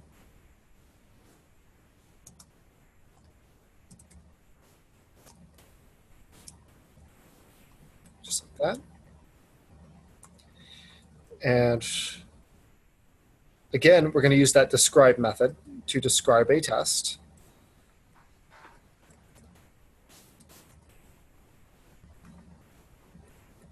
And we're going to pass in the blank ES6 function. Gotta watch my 9 o'clock syntax. And then, okay. So take a look, if you want to take a look at the completed portion here that I'm writing over here, you notice it says it should get all superheroes.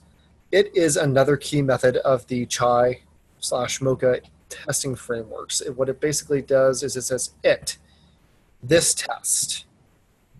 Gotcha. The behavior that we are attempting to achieve, what it should do. And it reads a lot like English. So it should get all these superheroes. So if we're describing a get test to get all superheroes,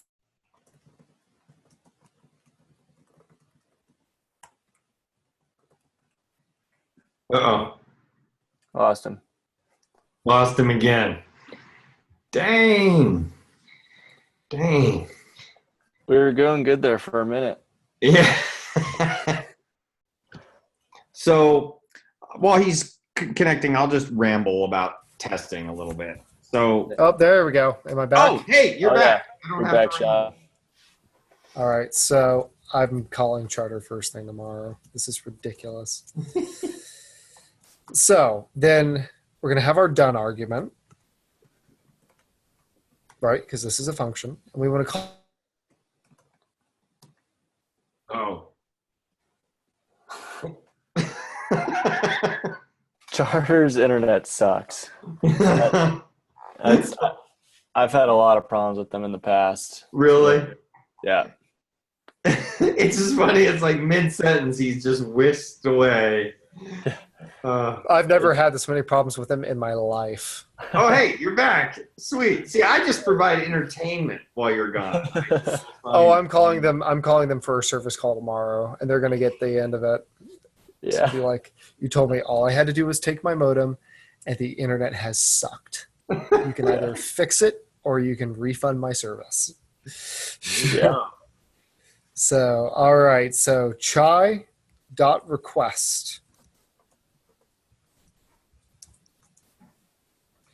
Server. So we're going to make a request to our server, right? Okay. This code should be pretty transparent, relatively speaking. Yeah. And then let me get this lined up right, because I'm a sucker for perfect syntax. .get. Oh, what is this I'm doing? I'm going to my endpoint. It's pretty easy now, right? It's starting to make a lot more sense. It's like, okay, I'm just driving a test. This is what it should do. I'm just saying, giving it the done thing to let it know it's done. And then I'm just going to make a request. And when at the end of that request, error and response. Okay.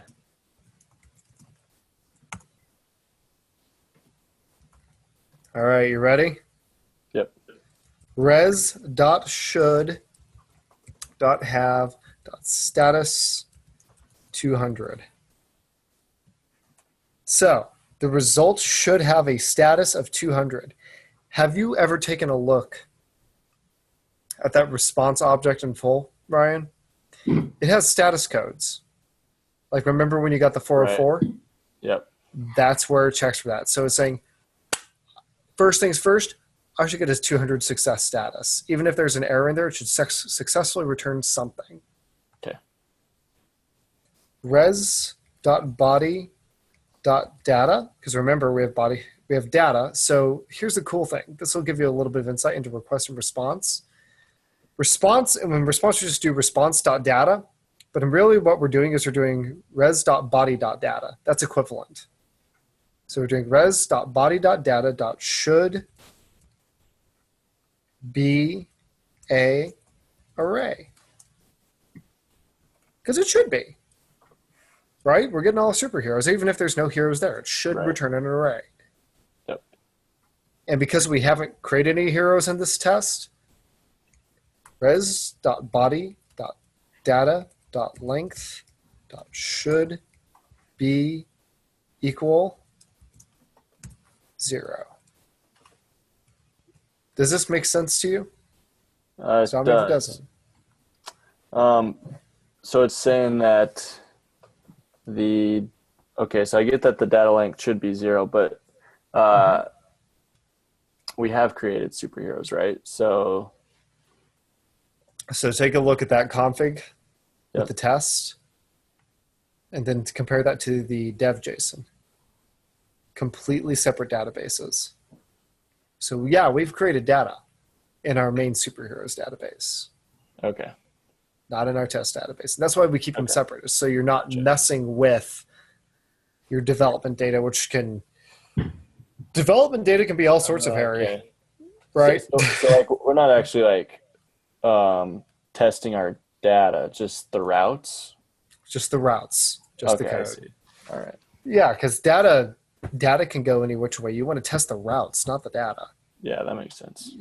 I've screwed up entering in data into Postman or into a form so many times I can't even count it. Yeah. And then down below here, you want to just call the done. Done. We're done. All right, save it.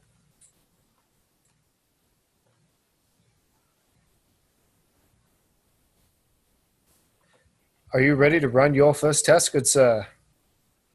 I am, yes. NPM test.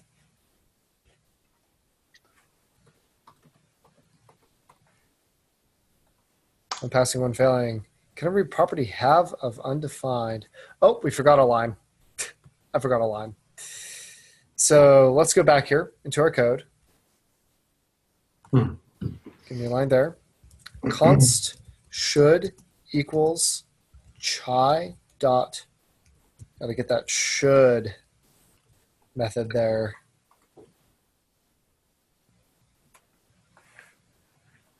Let me just make sure. I've misspelled should a couple times. I don't think you need to assign that, Sean. You do.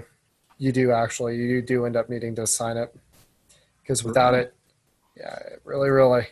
Because without it, it whines. Huh. Yeah. There we go. Goofy, but that's the one nasty gotcha.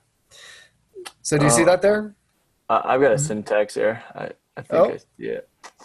Yeah. Yeah, go ahead and fix that there.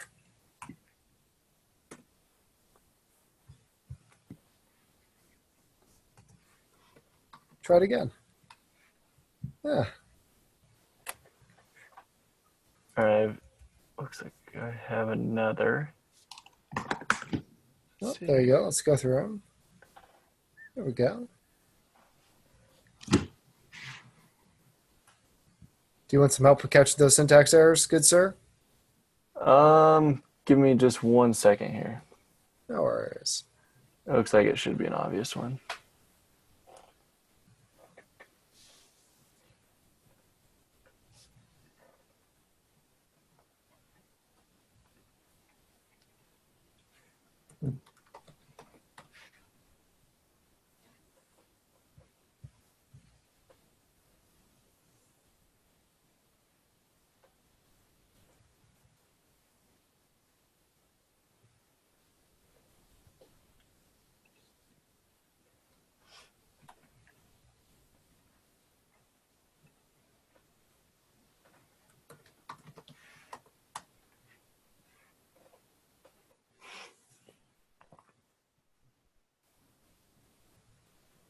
Oh, don't go on so long. Let's see. Was yours saying uncaught error outside test suite? Outside test suite, I do not have that. So let me go ahead and stop my share and bring up your code here, Mr. Ryan. Let's take a look. Alrighty. And show me your error as well.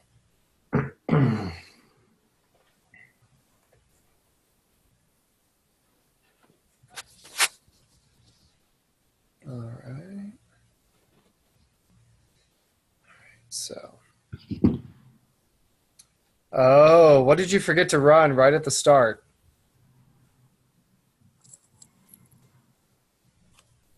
It's telling you right there something about 27017. Mongo error. Failed to connect. Gotcha. Sudo mongod. Yeah. Every time. It's okay. Don't tell Jay, you can't tell Doug. I did that twice this morning. Shh.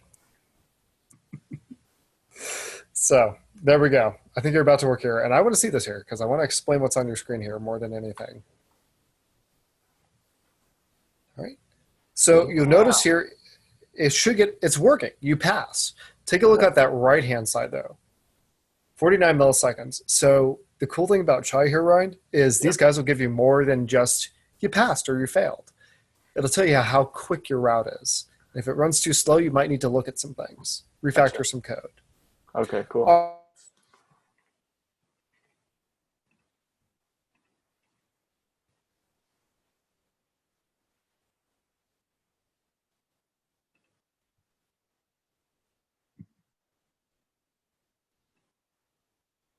Whoa, Awesome. Boston. So, all right. So I'm just going to ramble about TDD for a second, real quick. So, like a simple example would be, say you had a method say you had a function that's job was to return only the array elements that started with A. Okay. Okay. So then you would create tests, a series of tests that attempt to test that non-existent function. So you like test that, yes, there's no array elements that don't begin with A. You test that, it worked correctly on a 0-length array. You'd test that it matched uppercase and lowercase A's, whatever. Like you just come up with a series of tests. So you might have, like in this simple example, you might have like 3 or 4, 5 tests that you could come up with. So you'd write these tests. And those tests are essentially a description of how your function that doesn't exist yet is going to work. They describe the operation of that function. Then, so you get your tests written, they all fail because the function doesn't exist. So you got 5 failing tests. And then you start to write your function. And you go ahead and you do your like filter or whatever on the array that's passed in. And then you run your tests. And, if you get 5 passing tests, then you're like, good to go. I'm done. If you get, 3 passing tests, then you go, okay, let me see where I'm not passing. And then you figure that out. Okay. And so that's essentially test-driven development in a nutshell. It's like you write the test first to describe the thing that you're trying to build, and then you build the thing. Oh, I see. Okay. And then when all of your tests pass, then you've built it. Exactly. So that's TDD, and it's pretty slick. I mean, it's really amazing. Once you do it and you kind of get into the zen of it, it's really cool. But the problem with it is that, and we're experiencing a little bit of that in this example, is that when you have like a complex environment where you're trying to test, like say routes, and you've got to set up the Mongo database and do all this, you got to manage the fake data and all this other stuff, then writing those tests becomes much more laborious. Sure. Doesn't necessarily make it a bad thing to do. Maybe you should still do the test. But all I'm saying is, like, as things get more complex, as you're trying to test more complex things, you have to create like a more complex test environment to test those things. Yep, I gotcha. There we go. Take it away, man. All right, so next test. So outside that first describe, Ryan. So I'm still inside the first describe, but outside the second one here. So give it a couple lines. Then do describe. And we're going to do quotes / post superhero. And that was really a good explanation, Jay. Oh, thanks. That was a fantastic explanation. I don't know if you'd ever consider doing it, but you should seriously consider teaching that stuff at the university, because they don't do a lot of test-driven development, and it really ends up biting the kids in the tush, in the tuchus. Yeah, like I think the secret to doing good TDD is figuring out what's the simplest way possible to test your code. Like, if the simpler your test environment is, then the easier it is to set up and the easier it is to write your tests. And so I think that's where people should spend more time, is like investigating, okay, what are the tools out there available to me now? Which ones are more complex? Which ones are less complex? Let me choose the ones that make for a really nice, simple, straightforward testing environment. And then you're more motivated to do it because it's just easier to use. Right. So then it should not post a superhero without all fields. All right. And inside there, comma, space, done. and an error function. All right, you ready for this, Ryan? I'm ready. We're going to create some bad data. So we're going to do const hero equals name Iron Man. And that's all we're going to give it.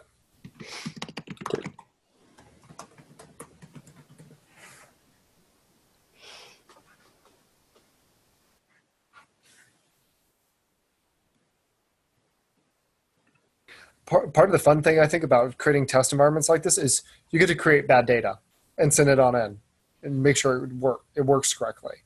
And I'm going to tell you right now, we actually do have a bug in our code that is going to prevent actually one of these tests from working correctly for the post route and for the put route. Okay. So, all right, try request server, just like that. And then let's give it end for dot post quotes slash API slash superheroes dot send. Great if I could stop hitting the backslash. Hero.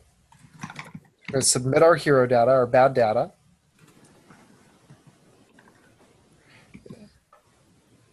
And then once that's done, it's time to test it out. Earn res. So first off, again, let me know when you're ready to go on that. And, Good to go. all right, so first things first, right? We should get something back that's valid. So it should have a status of 200. And since we're posting a hero, excuse me, there should be a object. So take a look at your superhero route real quick. Superheroes route. Take a look at the post route. Scroll over a little bit. If I take a look over here, look what I'm passing back. It's the new hero I create, right? Yep.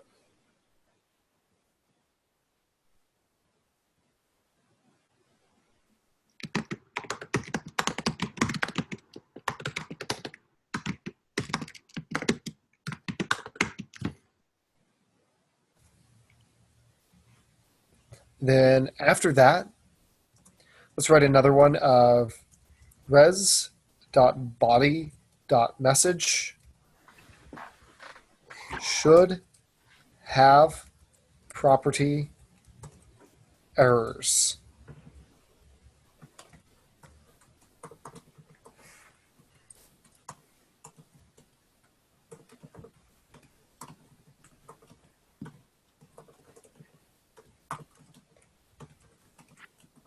And then res.body should have property data.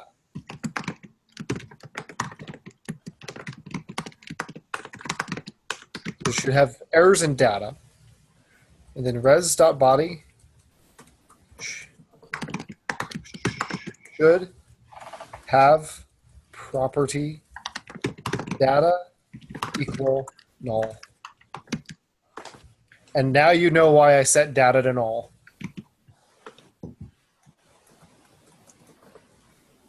Done.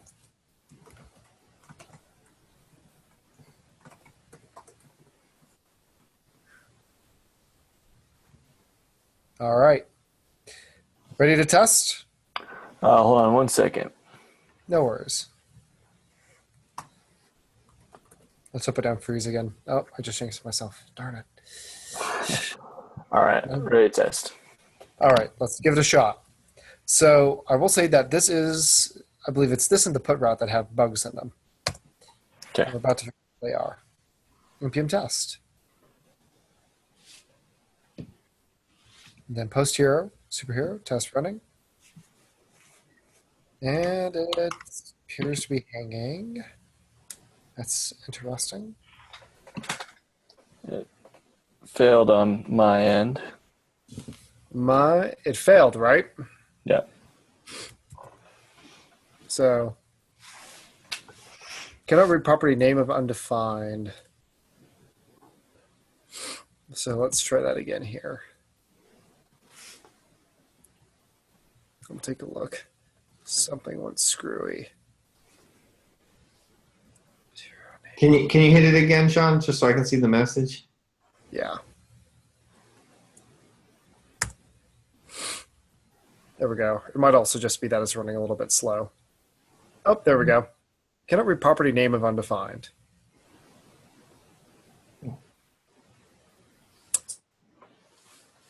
Exactly where the bug is, and we can correct it here. So what we need to do here, Ryan, is we need to change a little bit of our code and our error handling. This if and implicit else is nice, but it has some bugs in the fact that it's not blocked code, and that's going to bite us in the butt. So you notice what I'm doing here is I'm encapsulating this in some curlies, and then I'm adding an explicit else like so.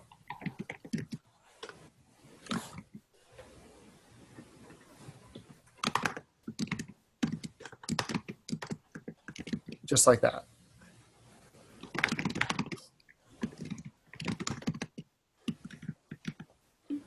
Can you make that a little wider, Sean? Absolutely, I can. Let me go ahead and do just that. So how does that look? Yeah, that's better there.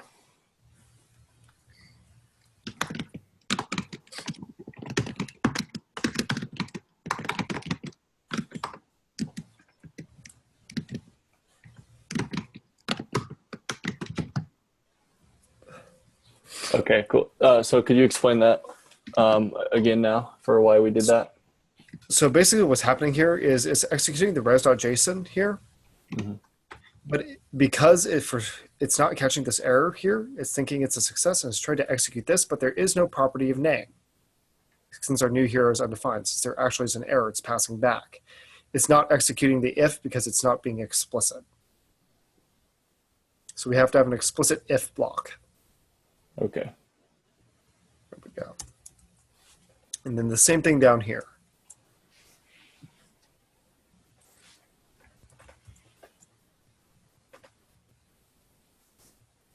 Just like that. And that might be my inner Python programmer showing there, Jay, so forgive me for that. So this is my inner Python programmer coming in. You'll have to forgive me. A lot of times I try to write these very nice, concise statements, and if they're ever not explicit enough for either of you, stop me and let me know. Well, you're not going to pass the linter once I get the linter installed. Oh, So I'm just warning you now that it's not going to be me that's going to be getting you to change. It's going to be the linter. that's fair. So in the interest of maybe working with the linter, let's space this out a little bit.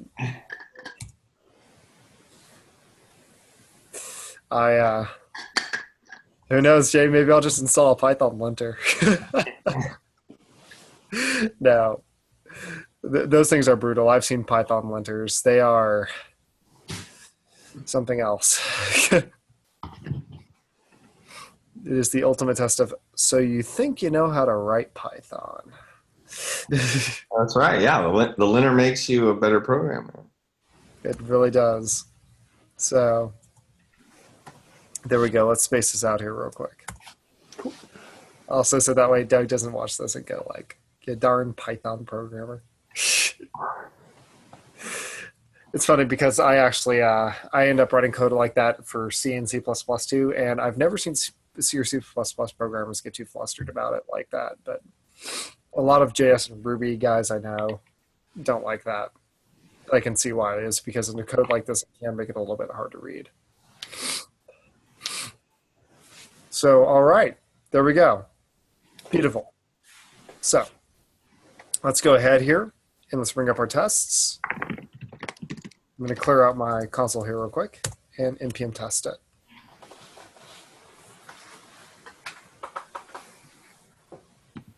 Oh, still failing. I'll try property. Wow. So that's what we call a typo. These happen. You should have a, where is he? Prop.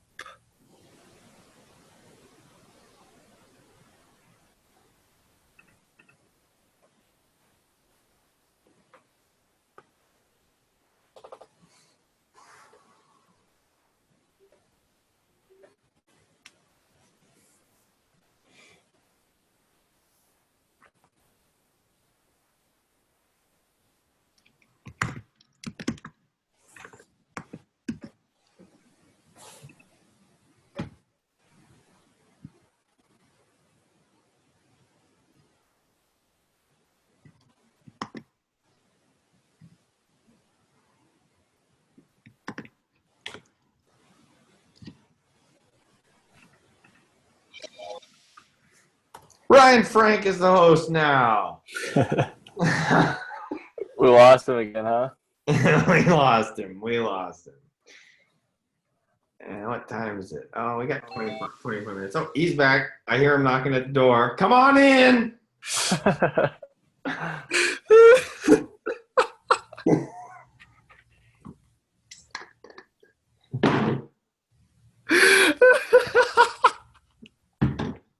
That was worth it.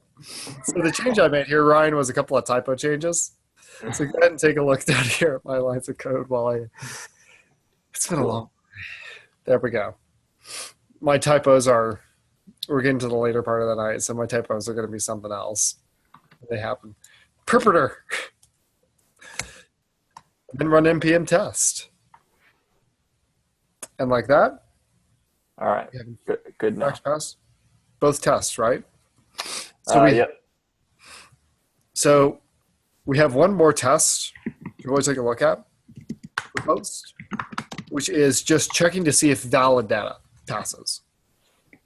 And so, it's always good to kind of test the negative first, but I also like to test for the positive. So within that second described there, Ryan, we're going to create a new it.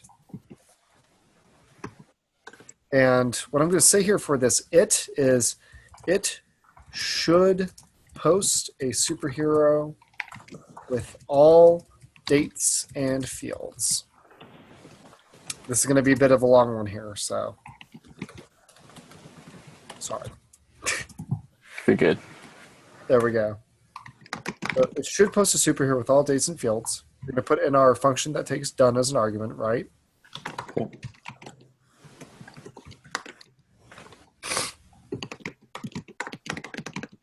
So, Sean, why exactly are we putting done in there?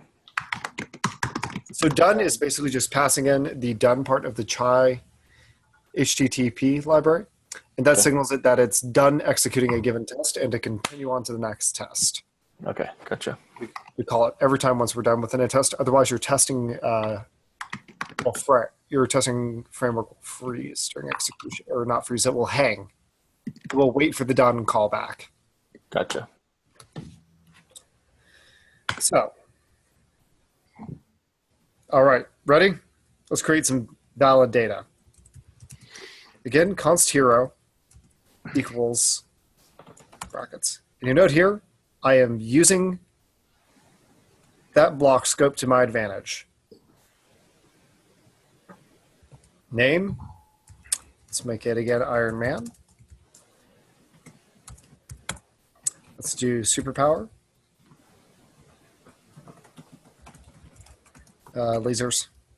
I'm going to go with lasers. Annoying. Superpower.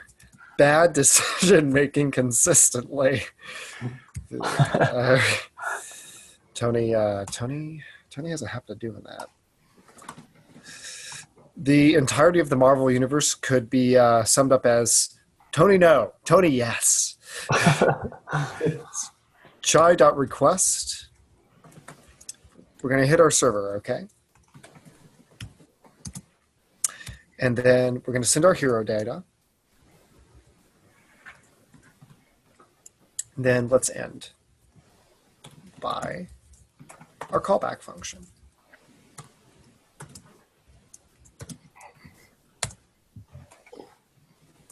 just like that. So let's get caught up there before we start running our tests. Okay.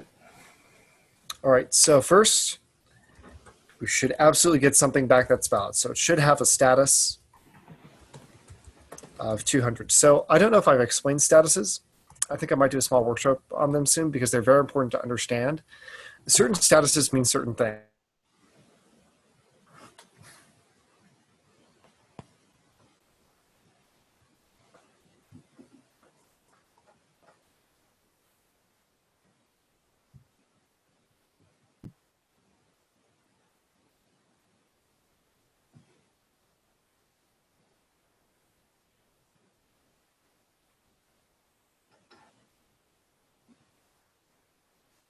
You there, Jay?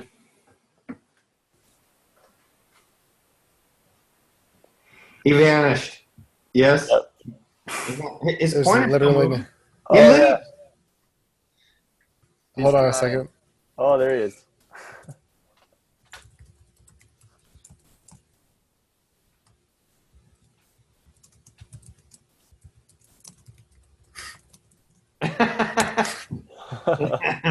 Yeah. Mhm. Nice. That was professional. Anyways, so statuses in the range of 200 usually mean good things, but you should still check them out. Just see what type of good thing you're getting. It may not be the good thing you wanted. I've gotten return statuses of 200 with errors. It just means that you got back some valid response. It hit the endpoint and got a response successfully. It may not be the response you wanted. So then, of course, res.body. So we already checked our post route. We know that the response, if it's valid, should be a what? Should it be an object? Yes, absolutely. Besides our get all route, every response we pass back here for our endpoints is an object. Okay. So that's a good thing to go with. Now, should Oh, gotcha. Okay. have property message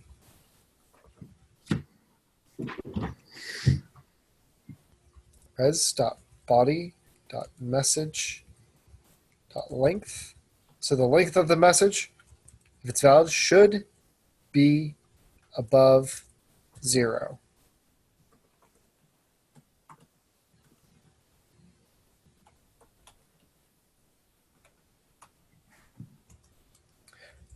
res.body.should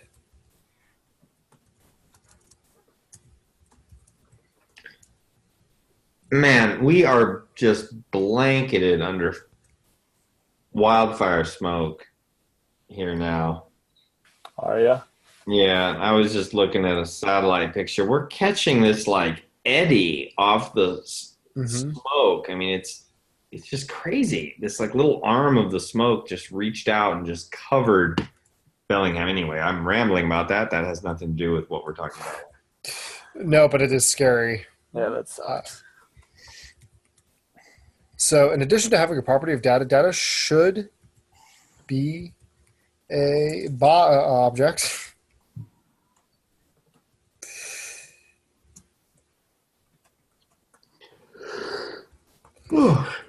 And then what it comes down to here is, since we have both those check out, let's be super specific. Res.body.data should have property name. So it needs to have a name, right? Even if it's, George Harrison. Should have. It should also probably have the superpower property. And basically all I'm doing here is I'm just machine gunning through, being like, well, it should have a property of name. It should have the superpower property. It should have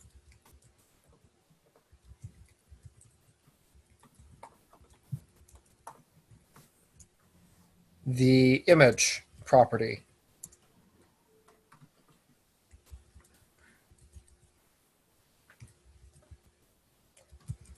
it should have the created property. And finally,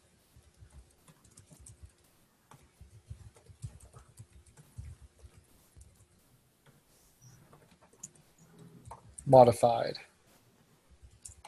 And I could write a slew of other tests. For example, the created date should not be less than the modified date. The modified date should always be greater than or equal to sooner than the created date. You can easily come up with more tests, and that's what I'm going to challenge you to do with your homework here over the weekend, is to come up with a suite of villain tests that's unique. Okay. In addition to that, you get to develop your full front end for villains. Oh, sweet. So, yeah, I mean, have fun with it. So then done, because we're done with this slew of tests.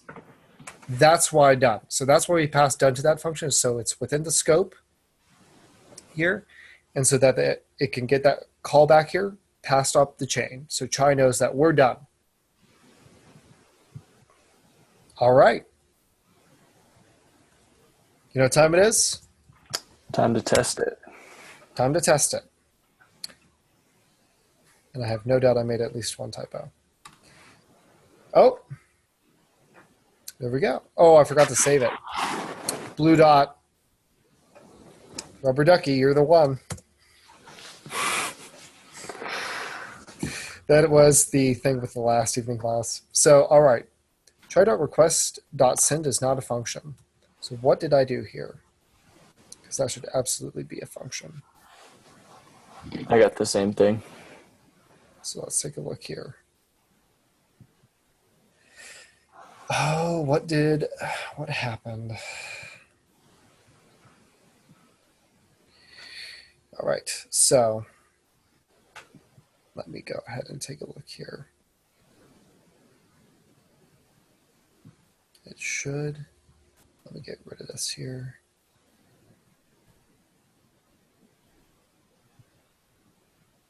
Right. Try.request. What's going on here?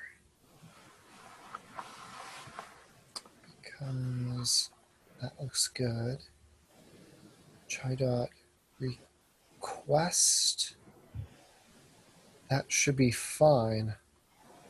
Do we have to reference the post route in there? Yes, we do. Thank you. I'm getting tired, so I'm making silly mistakes here. But we do need to reference our post route. Thank you, Ryan. So what we need to do here is we need to add superheroes. Test our base route. With that modification made, let's go ahead and let's absolutely run it again. This should work. There we go. 3 passing. So we kind of have 2 slow routes here. We have this test is kind of performing slow, our get all, which kind of should be expected for getting all, but we might take a look at optimizing the route if you were really digging into performance by using something like a promises library to speed it up a bit. Same thing with this here, but we aren't going to use that yet. Promises is a bit of an advanced topic for a little bit later. Okay. Because you only think callbacks hurt your head. Promises hurt my head still. But they're a critical part of JavaScript programming, and they're very nice for what they do. So once you wrap your head around them, you won't program without them again. So we'll definitely get to promises. They're worthwhile. They're nice. They're a nice evolutionary step past callbacks. They are nice. All right. So now let's finish up here with a couple of other tests here. We need to do our get and our put and our delete. The good news here is that our get route, we could basically just mostly copy this battery of tests and it would be the same.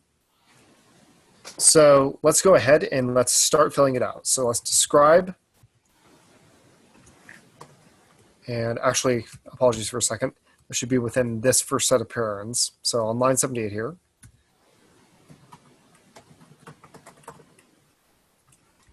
Should describe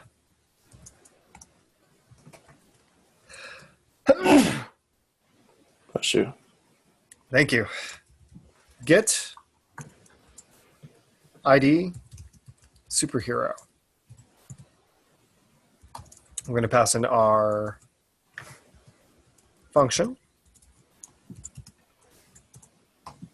Then what we're going to do here is it. So what should it do? It should get a hero given by the ID, right? Yep. By the given ID. So it should get a superhero by the given ID. Well, let's go ahead and let's put in our basic function and let's think about this for a moment. How could I do this? How am I going to get this to work? Do I just create something like this up here and then put it in and then let it try and do its thing? Well, no, because I need to post something to the database, then get it back, right? So this is a little bit of a tricky one to kind of wrap your head around first. So the first thing we can do, though, is we have our superhero model here, right? So we can invoke that constructor, and then we can save it because we have Mongoose here, and then we can do our test. So again, what we're going to do here is we're going to invoke our constructor to create a new superhero. What we're going to do then is we're going to save that via Mongoose, and then we're going to perform our tests within that save function. And we can do that because we have both Mongoose and our superhero available to us. So any questions before we start? I don't think so. All right, let's give it a shot. So some quick pre-work. There is the slight thing of having a date for our superhero. So we need to kind of create that by just invoking the date constructor, like so.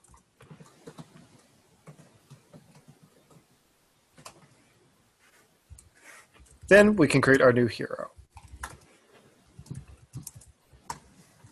And like any constructor, like we've seen with Vue and so many other of these libraries, we can pass in an object to set the defaults. With the name being, let's give a new one. Give me a new one.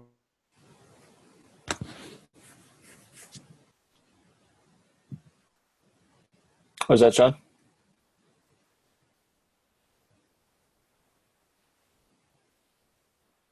Sean?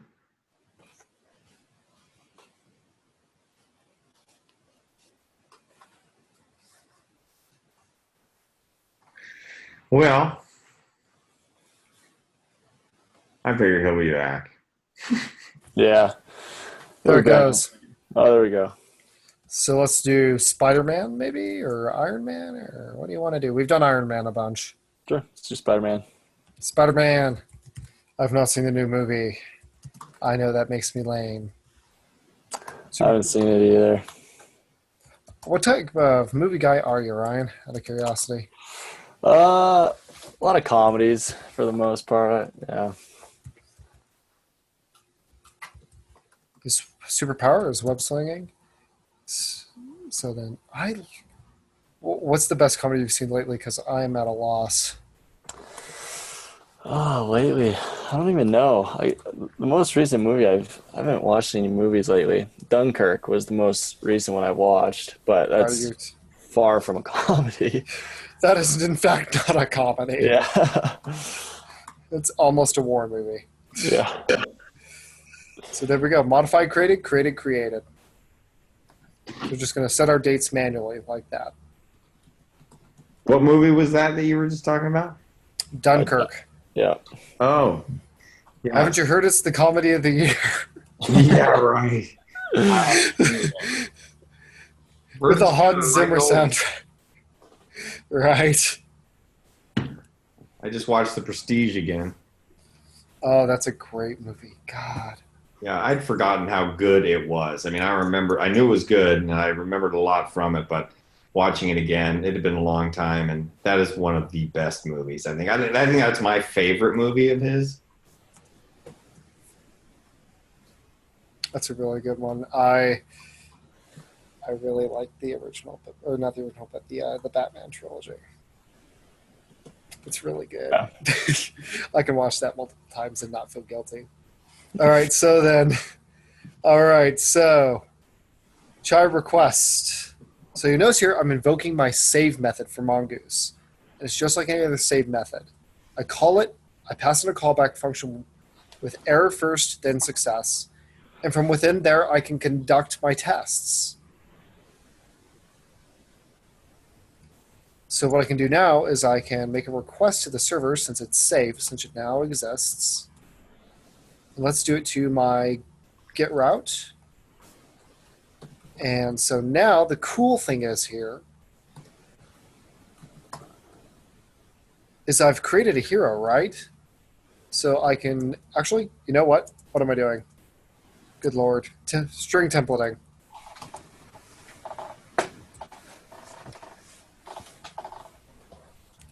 $ hero dot underscore ID. And then after that, I can send it.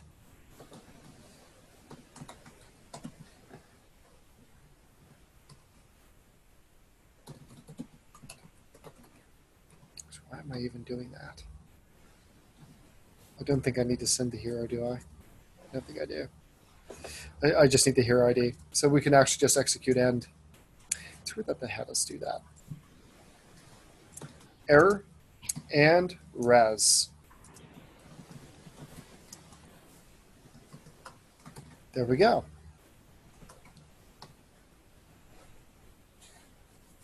So then, let's go ahead and honestly, Ryan, what you can do here at this point is take this battery of tests, these lines here, copy it, and paste it.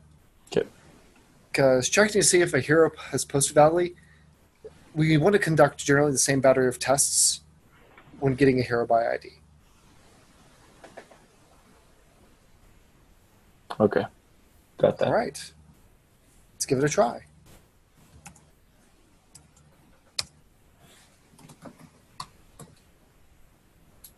And here we go. For passing. Let me know if you didn't get that there. All right. I've got a unexpected token. Let's see here. Ooh, catch it. Yeah, I got that. There we go. Nice.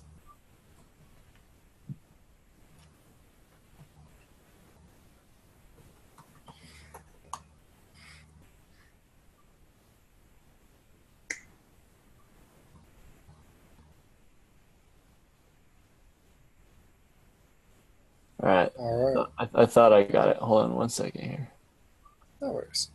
Let me go ahead and blow up my screen here so you can see the full code. Yeah, perfect.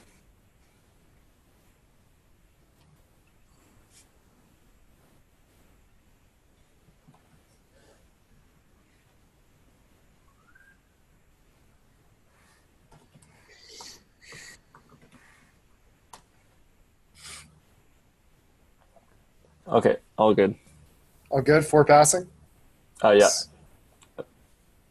All right, so we got 2 more tests here to do real quick, and I think we can get them done. Might go a little bit over time, but not much. Yeah, no worries. So let's go down here. See this? Take a look. It's almost exactly the same again. The only thing I've added here is this little bit. Is a send, which is something I'm updating the superpower field. Right, gotcha. So that's my girlfriend's childhood friend. There we go. And so describe. And let's do this one. Give it a shot here. Superhero. Oh, God. My hands are getting clumsy.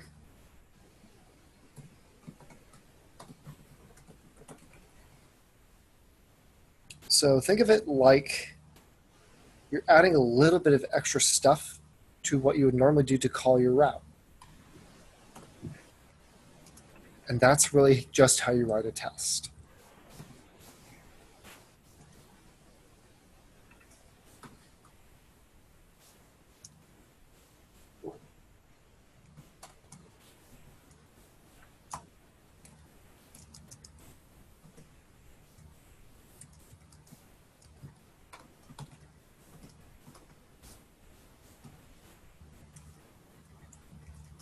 And then you'll see here I'm passing my ES6 function, and that's really kind of the basics, right? So just like that.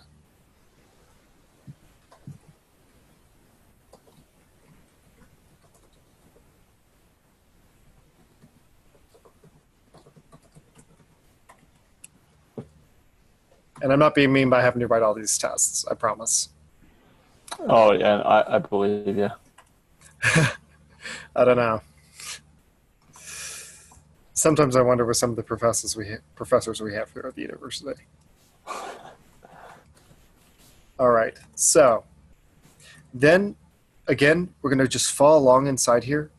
And we're going to use that little trick we did before where we just use between Mongoose and our superhero model. We use some constructor syntax to create a new superhero, save it, and then test within the callback function of the save method. So what I'm going to do here is I'm going to go ahead and create any hero you want. Just remember it has to have a name, superpower, image, and you should set the modified and created fields of your superhero, the object you pass into your superhero constructor, to this created variable. Okay. Go ahead and give it a shot.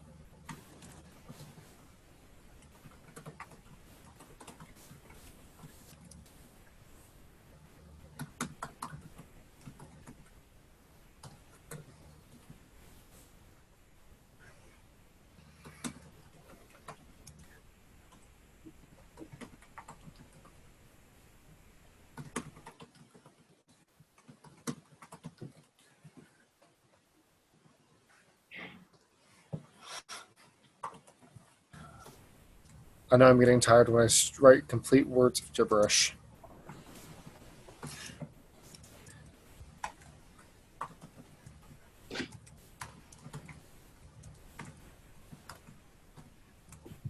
There we go. So, look at that. These are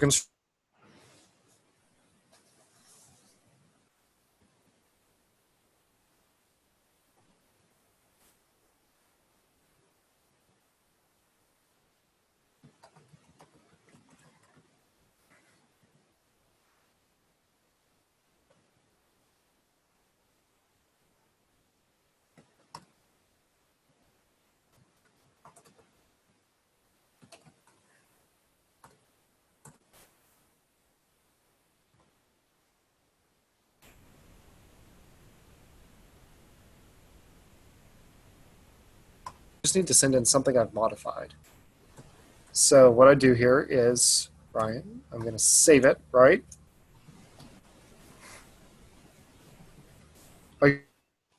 Great, gotcha.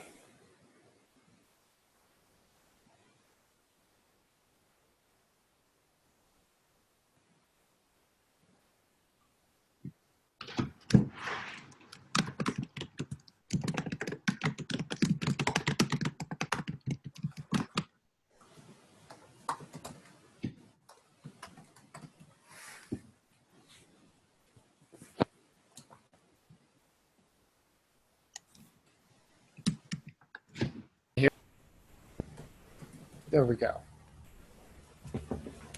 All right. You know what I'm going to do? I'm going to test something out here.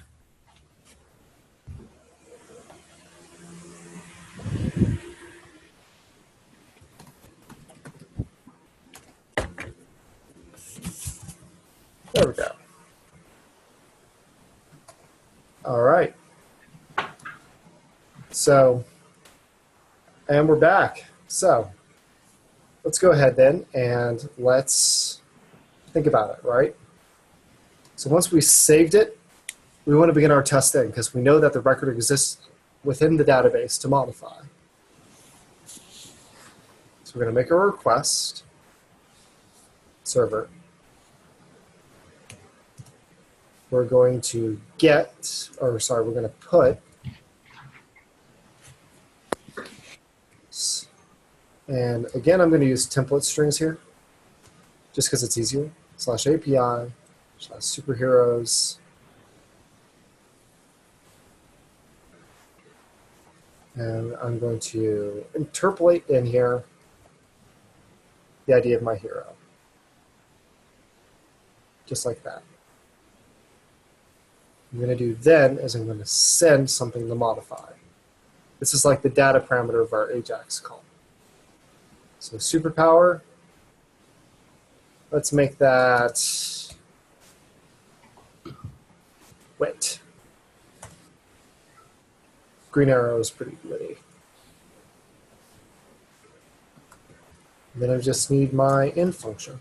I am done sending in data. Done with my request. So there you go. Cool. Right, and then let's fill out our test here. So taking a look, we know that it should have a status of 200. And that just kind of as basic defaults, the body should be a bot. The body should be a bot object. So res body should be a object. We know that it should have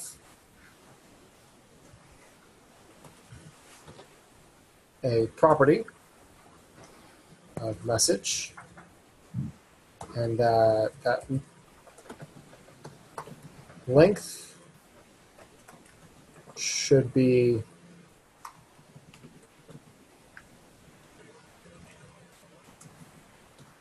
above 0.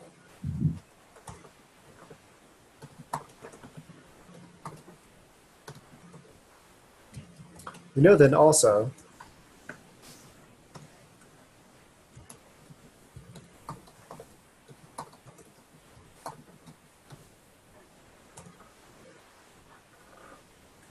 which have the property data. And realistically, all these equally apply. So I'm just going to copy and paste this down there, just to shortcut us a bit.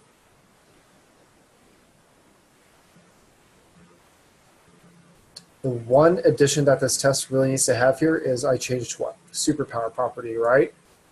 So how would I write that test, Ryan? Think about it. We have something that does equal comparisons here, right? We have EQL. Okay. How would you go about writing that test? Direct me here.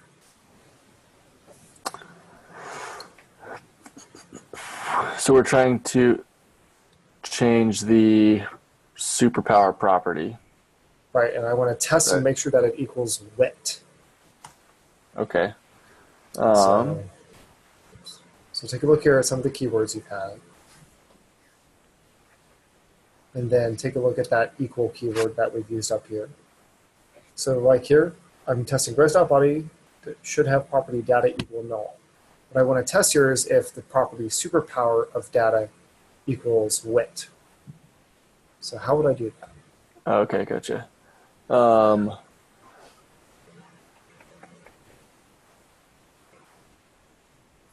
Okay, so I think it'd be res dot body dot should dot have dot property, and then would be in quotes superpower dot equal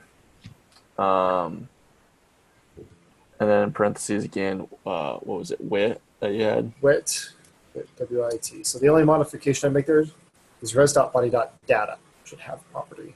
Okay. Okay. And I think I misspelled property again. There we go.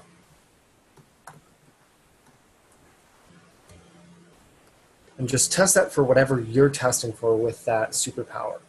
Right. Change, right? Think about what you're testing for. So like if I'm changing name, I want to make sure name is changed. All that. And Okay. then Yeah, that makes sense. clear and run. There we go. And 5, 4, 2, and it's hanging. Oh, timeout. Should update it here again. There's an ID. Let's see what's going on here. Let's try it again. Sometimes it's just hanging. Oh, you know what I forgot to do down here? Done. So that's what happens when you forget done. Gotcha. So now let's try it. There we go. 5 passing.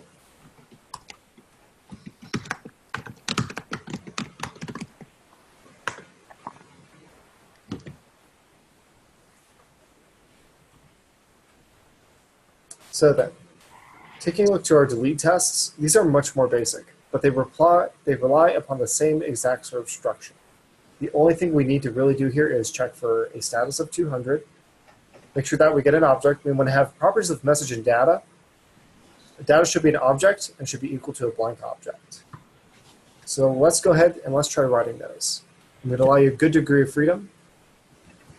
Go ahead and take 5 or so minutes and check it out, try it out. And what I will say here is you do need to use this exact same sort of structure where you create a hero, save it, make the request, pass in the hero ID this way. You then need to call your delete route. Yeah. All right.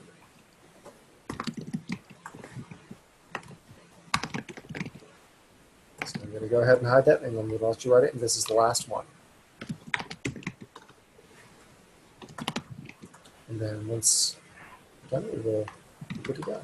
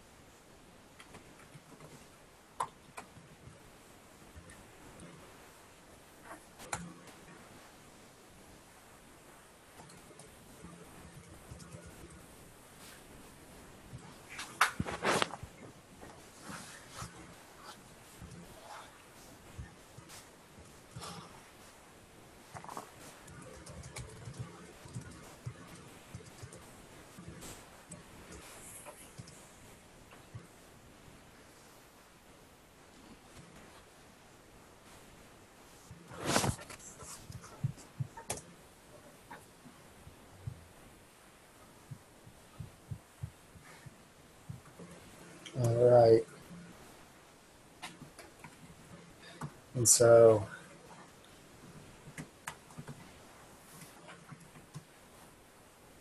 are you getting stuck, Ryan? Any questions here?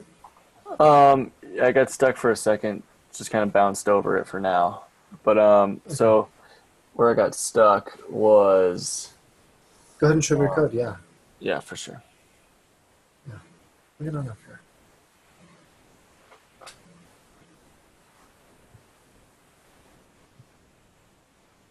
Okay. So right here.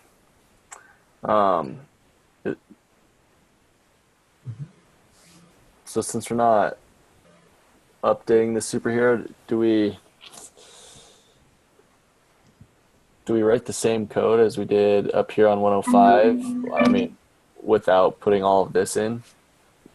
So you'd still want to create that so it saves oddly, because what you're doing here is you're creating a record first, and then you're conducting your test where it tries to go and delete it. Okay. So you want to, I want to say, go ahead and create a full constructor function with all the values, all of that. So. Yeah.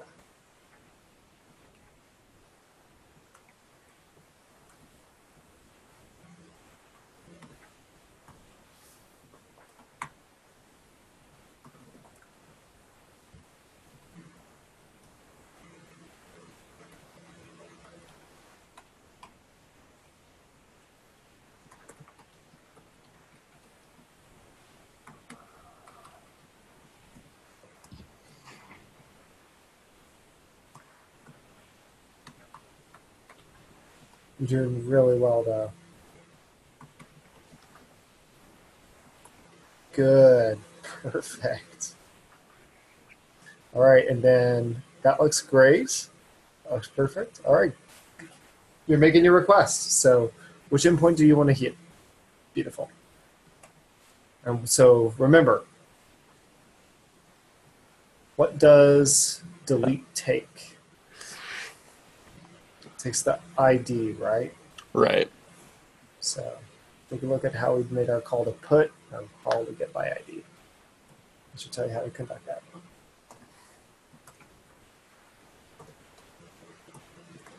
There you go. Nicely done.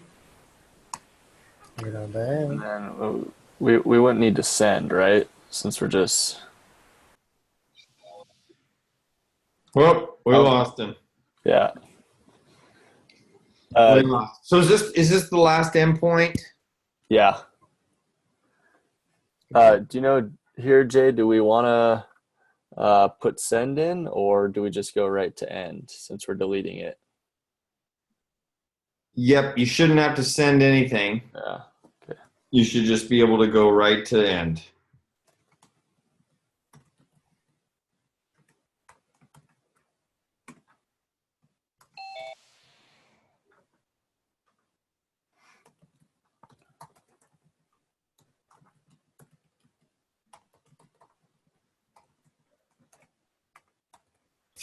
All right, I'm back. And I don't know how much more stuff there's going to be in there. You can ask Sean about how he designed the REST API. Oh, Ryan, Gary. Yeah, Barely. a little bit.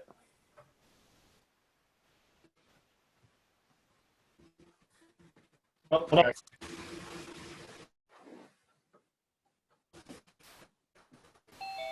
So, There we go. Perfect. hey, We're back. My so I laptop. don't know if you have a body there, Ryan.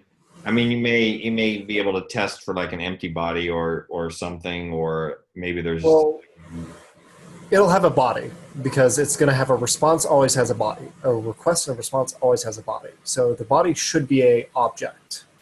Okay. And then we also want to test here for Ryan is we have two very unique parameters within that body object, which are the message and the data. Okay. So just test for the properties in general. Don't worry about testing for the length of the message. Okay. So this body have beautiful. You're nailing it. God. Ryan, dare I say you're going to make a hell of a programmer. I hope so, Sean. No, I know.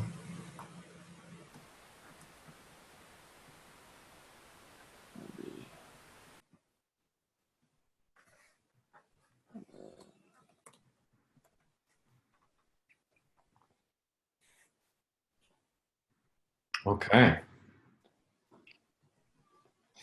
So that should be it, huh? I'll test that.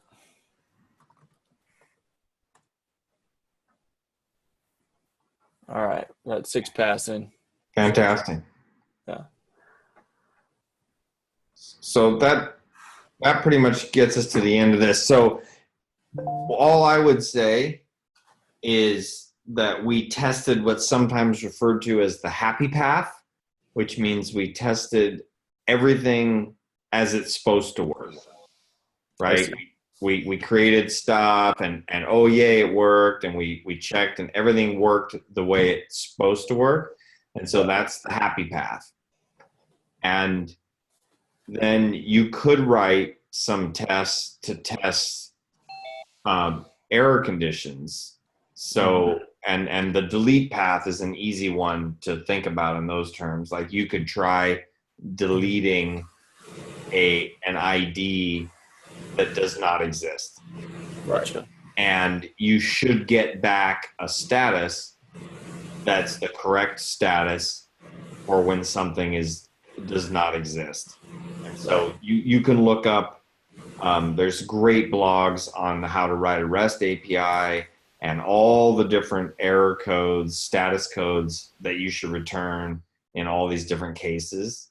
And so again, like you could write the test first. You could say it should pass me an error status, 404 or something like that when you pass in a bad ID. And then you could pass in a bad ID and you could see if you get that result. And then if you don't get that result, you could go modify your code until it works. Gotcha. Okay. So what TDD, right? Test driven development. Yeah. Will we do any of that? Yeah, I think so. I mean, like we said earlier, it can be tough. It can be tough. It just kind of depends on what you're trying to test and your proficiency as a programmer. Like when you're testing React components, you can use these really cool libraries to create like what's essentially a mini browser environment just in your JavaScript code. And you can mount your React components and you can check their props and do all kinds of neat things. And so it's totally possible to do stuff like that, but it's pretty hard. It's a little difficult. I mean, there's a learning curve on it, right? Like you'd be hit with a pretty hard learning curve. So, this is actually like pretty steep learning curve too. Testing this REST API, it's on kind of like the edge of what I would consider to be okay to teach you. I think it was good. I think it was a great exercise. I think that what might be good for you would be to just mess around with like some basic functions, like just think about like, okay, I want to write a function that inverts the case of a string, or I want to write a function that does the cube of a number or something like that. Okay. And so before you write the function, you just write you write your tests. And so what you usually do is you test the happy path, you test to make sure that it works, and then you test like all your edges. You test, what happens if you pass null to it, or undefined, or what happens if you pass an empty array, or all these things that might break it. You basically you try to break your function, and so there's this way of thinking about writing functions that I'll just kind of leave you with. It's just something to think about. It's just kind of like programmer philosophy, you might say.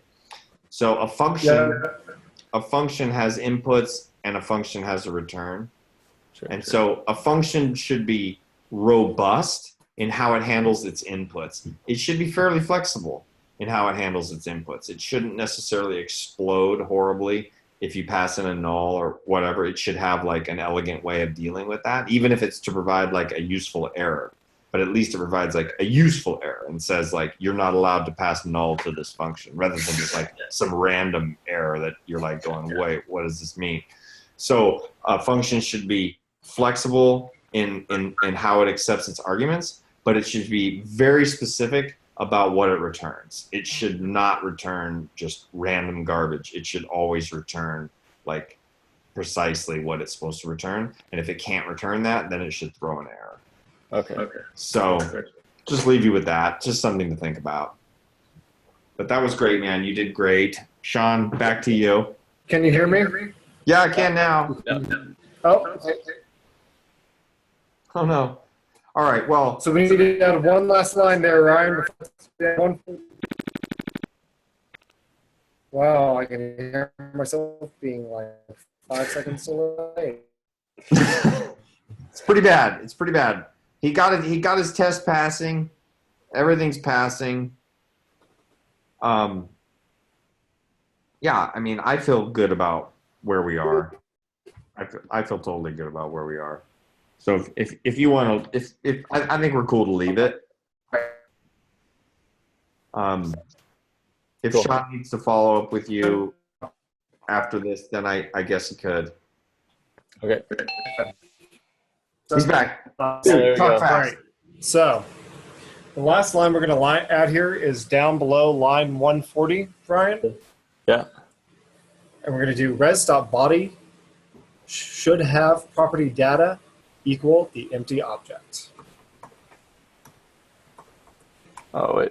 data dot should have. Is that right, Sean?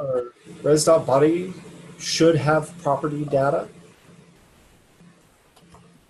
I just had my laptops, I've had an awful day. My other laptop's disk drive just jammed permanently. Equal the empty object. So dot equal empty object. Okay. Oh, careful, passing an empty object in there. There we go. Nope, not quotes. Empty object. Yes. Very good. There we go. Save that and then test it again for me. And that way I can go to sleep tonight with you having added, committed, and pushed your code. All right, there we go. All right, I apologize for this profundity of technical difficulties on my end. I'm going to mitigate this over the weekend completely. I have no idea what it's going to take, but whatever it takes, I'm going to do it. No worries, man. I'll see you guys. Ryan, I'll see you on Tuesday. All right. And have a great weekend. Sean, I'll see you tomorrow morning. See you tomorrow morning. All right. Okay. All right. Later. See you guys. Have a good one. Bye. Good one. Bye.